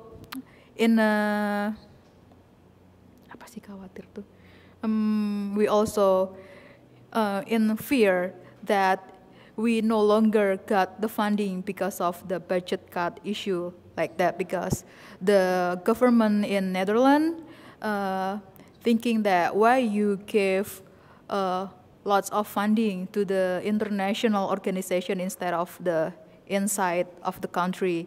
That's why we try to be more independent by trying the make the self-fundraising event that I was mentioned before too, the fine art dining. It's a self-fundraising event that the first one that we held on last June. It's a collaborative performance, so it actually an exhibition in a way, because you enjoy the meal of the artworks of the artists that we collaborate with through the dining. And this year we have a collaboration with Mela Yarsma, one of our founder, with Agung Kurniawan, and also with Alvin Aknuba. And each of the artworks speak for themselves for the socio-political issue in Yogyakarta, in Indonesia. I mean, the Mela Yarsma, we have the Pribumi artworks. That is deep-fried frog that she held a performative work in Malioboro Street. It's the most touristy place in Yogyakarta, so it's most touristy street in Yogyakarta. She had 5 to 10 performances. All of them are foreigners, so they don't know. Maybe they don't know that much about the socio-political situation issue in Indonesia at that time. The performance itself was held in 1998, so it was during the time that the Reformation happening in Indonesia. And the aim of the performance is to have a dialogue with the passerby who is attracted to the performances that deep frying the frog, the whole frog, because frog is not a common meal in Indonesia, because most of Indonesian are Muslim, so it's not, they got curious, what are you doing frying a frog in the middle of the street here? And that's what we're trying to bring to the table to our friends of Cemeti. That's what we call our donator for right now. So we have 13 private funding now that will help us to run the program for the next year. Maybe an exhibition or 2 program, something like that. Yeah, that's one thing that we're trying to do annually. Hopefully we can make the thing bigger next year, so we get more funding from that. So we don't have to depend on the funding from outside itself. I mean, at Loop, we also get quite various fundings from all the art councils around the world, like Canada, Mondrian,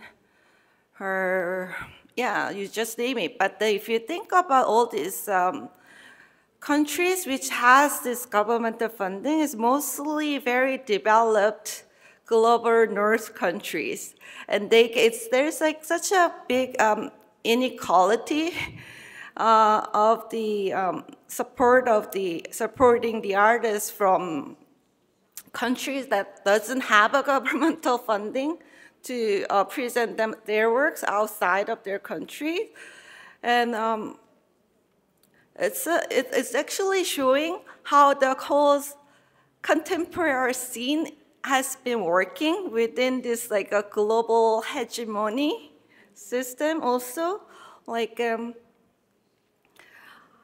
yes. So it's just like Loop is trying to invite more artists like who's underrepresented, because it's usually German, French, Canada, Dutch. Yeah, it's and all the rest of the artists from all the rest of the world are like not present in this kind of circulation of art exhibitions. And yeah, I love to do more of exchanging program with those countries, since the Korean government has a really kind of wrong imperialist approach to have power over these countries also, but we kind of use their tactic to show, like, bring more artists to Korea too. So in Ukraine, the situation is just opposite from your situation, because we don't have governmental budget for culture and art, but many institutions, NGOs, they are heavily relying on foreigners, like foreign money and NGOs and funds and grant systems. For example, a lot we have in Ukraine from EU, like cultural bridges, I forgot the name, but we have a lot of this grant systems available for Ukrainians. And it's way more than it used to be since the full-scale war started, because countries are trying to help us, and we don't have any choice. We need to accept that money. We have the issue, for example, that we have funds from EU, then we need to collaborate with some EU institutions to be able to get these funds. And we cannot go outside of the system, but also because EU countries are very diverse, and we have some East European countries which are not that represented in this global art scene. There is possibility to find really good partners, actually. But maybe, again, because Ukraine is in such a unique position, we have a little bit different scale of things. But I can understand your thoughts completely. I would love to have more support. What I can imagine would be perfect, that there is a balance between governmental support, international support, but also, which is not existing basically, but very needed, is just a private support of business or private supporters who are not that focused on special topics, special countries. They give you freedom because they share your values, and they give you sources because they know that you will, within these values, you will create a good art, a cultural product which can contribute to the society and globally. So that would be perfect, but that's just my imagination now. Okay. 我们想问一下，就是有没有台下有没有其他的问题？来，谢谢。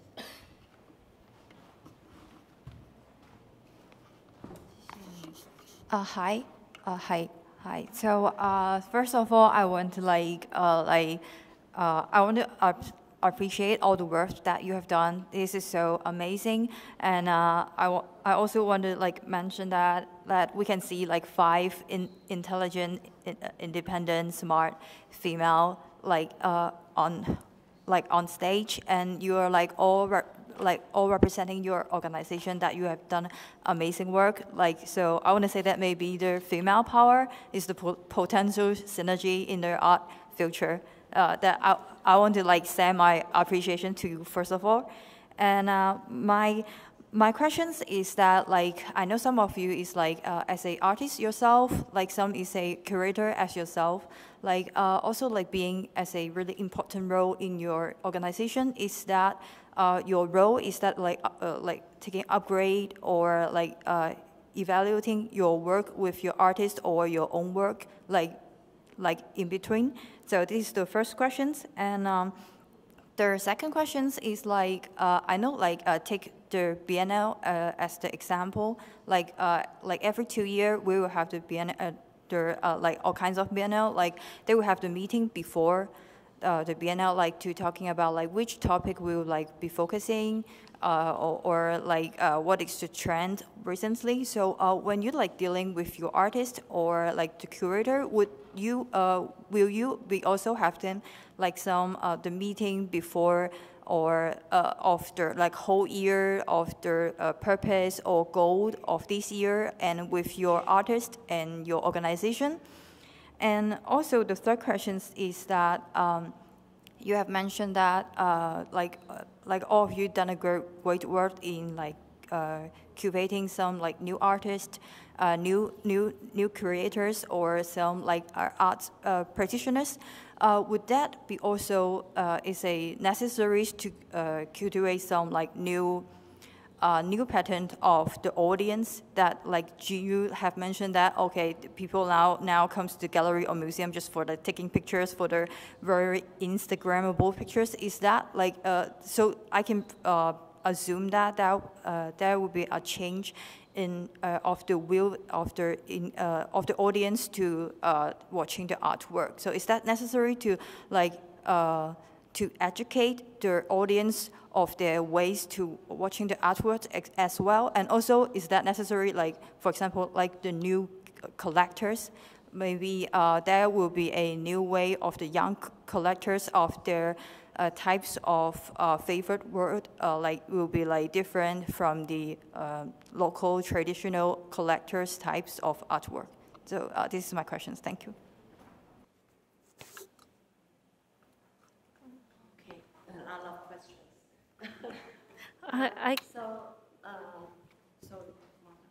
I will be very brief. I just want to summarize, and thank you for good words about us. You're trying. For me, it's sometimes it's hard to combine being a chairperson of the association and traveling more than half a year per year and doing some curatorial projects and having my podcast, documentary, and so on.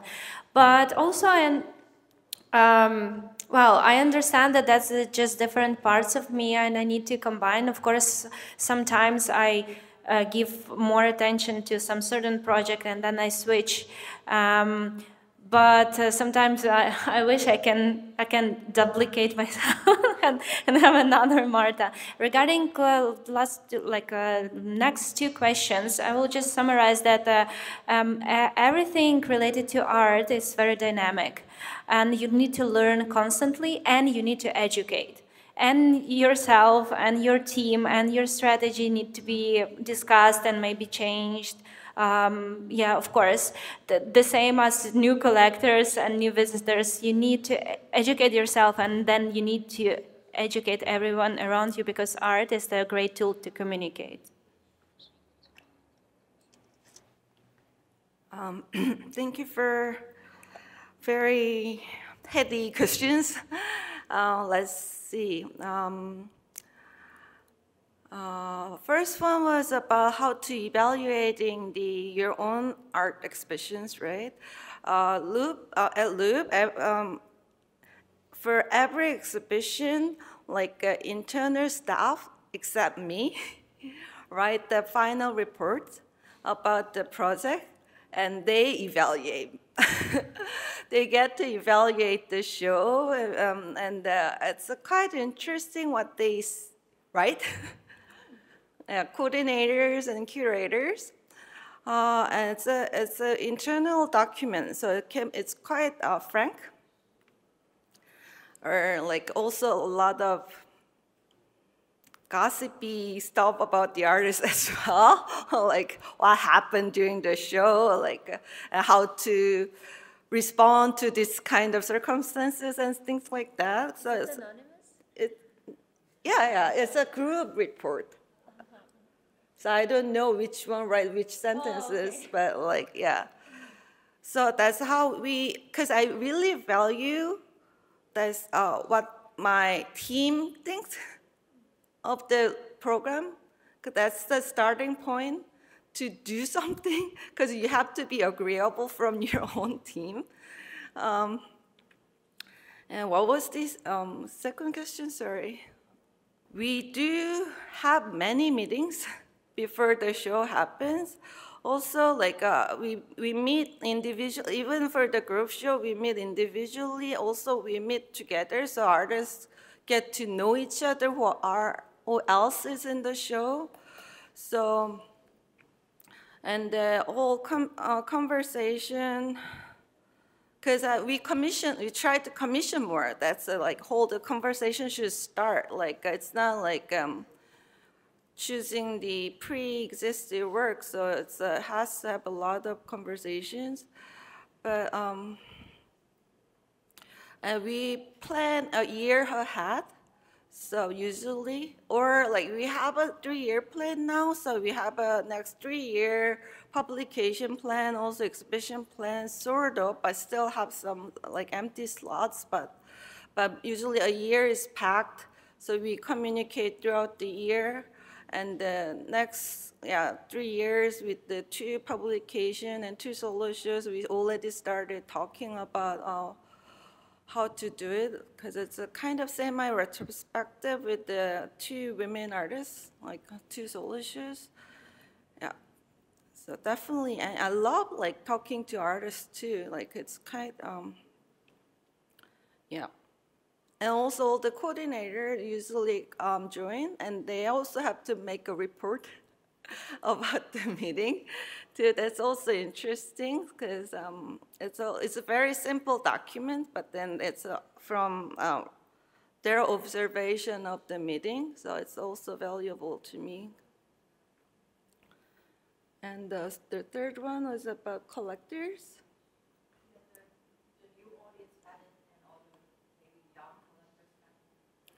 I mean, Loop, we don't sell artworks. I mean, we love to, but we don't. So I don't know much about the collector scene, but I heard about it.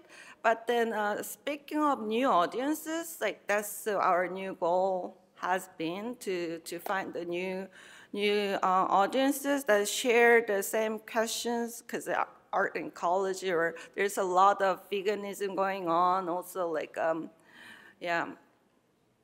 lot of different daily approach to these subjects, and people like to share like how to minimize your waste from that, or how to farm the native seeds, or all this kind of very small daily things to the very kind of ideological question about the system. And and we found it quite interesting that there have been a lot more concern because of the pandemic. That so it kind of opens up the new to the new audiences, and they're quite very intelligent, usually young women.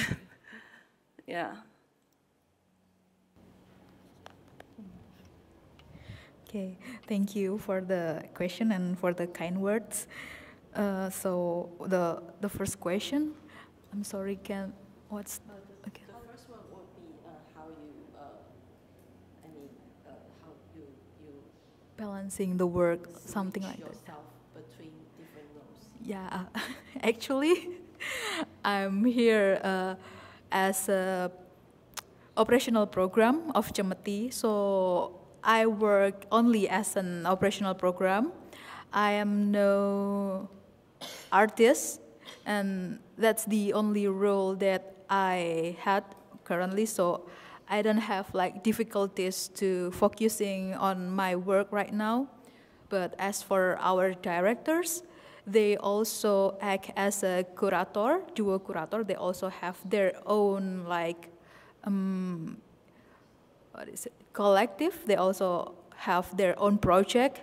So what they're doing now is they try to balancing the work between them as the institution and them as the project itself. So it's something like that. But anyway, they did a good job balancing the work so far, and they also bring like more benefit also to the institution as far as I know, and that's also good for the staff. And also they trying to make the ecosystem in the office to equal for the staff, like delegating some of the like conferences, forum, or symposium. So it's not only the directorial work to do. So they also want the other staff to learn too. What is it? How is it to be a delegation of the office?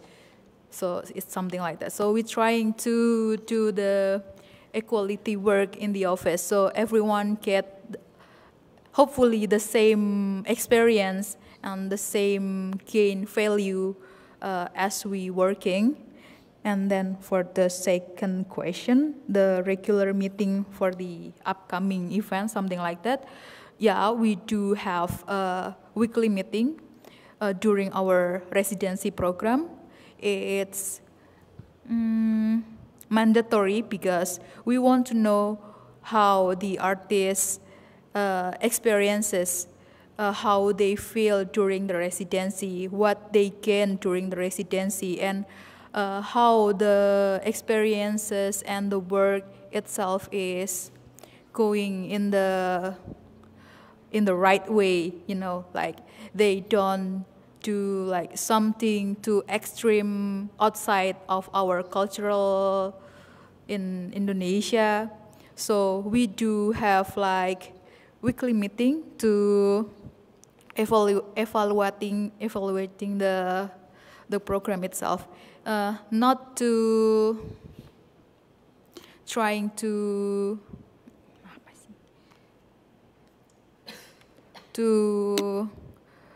ask the artist of how you should do the work, but we just want to evaluate, do you have any difficulties during the program or something like that?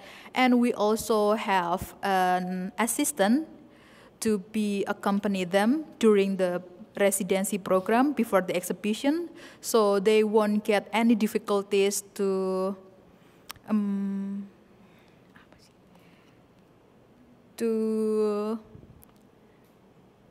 wait, I forgot the word.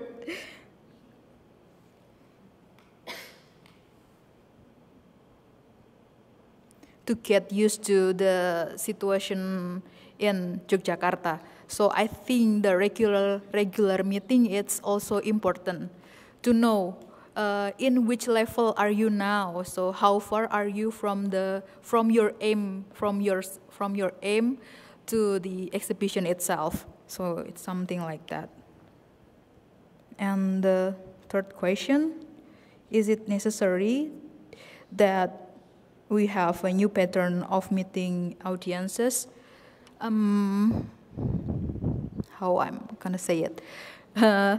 Yes, in Indonesia we do have a common phenomena that the people only came to the exhibition only to take selfie. We even have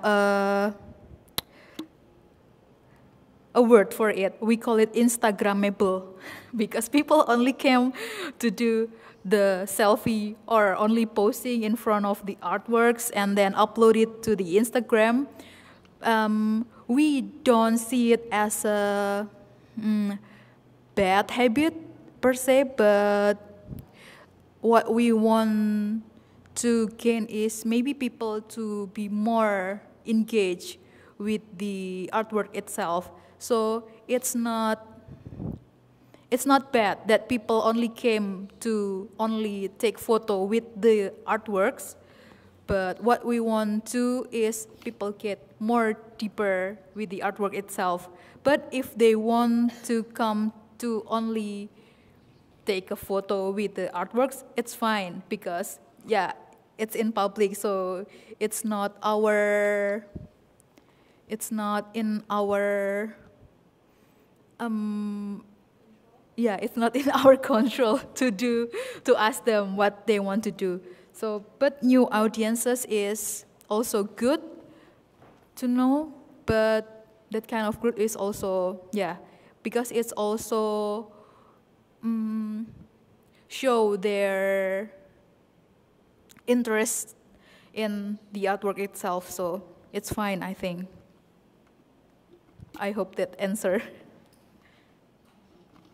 Thank you, Tiara.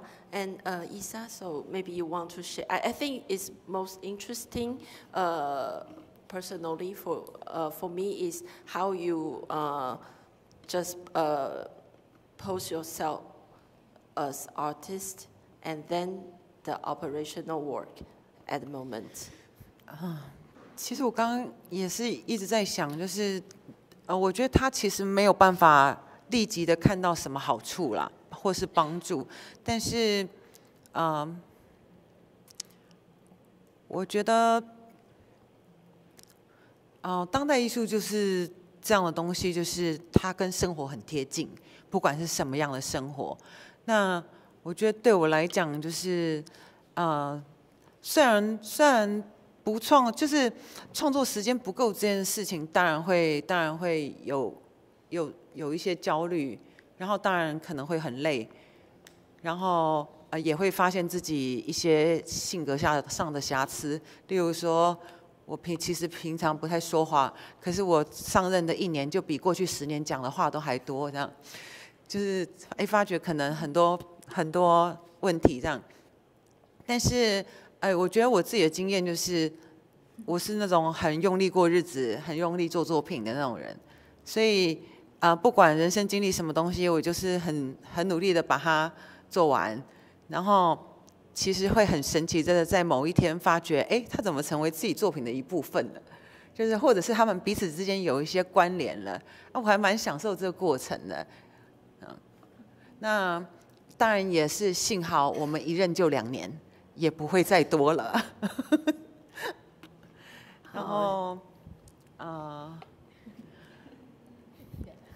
其实我觉得暂时想不出来，但他以后一定会跑出好处来。这样有没有很正面？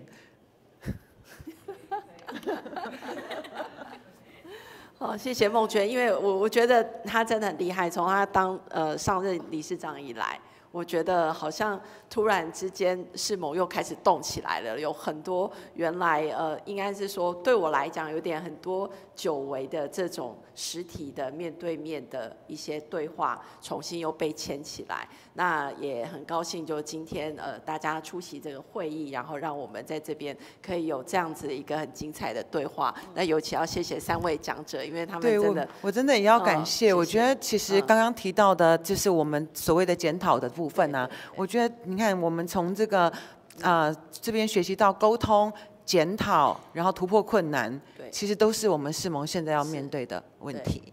非常感谢。好，那不好意思，因为今天时间有一点delay 了。那如果没有其他的问题，我们就先这边结束。OK， 好，谢谢今天大家的参与哦，谢谢。Thank you very much. Thank you.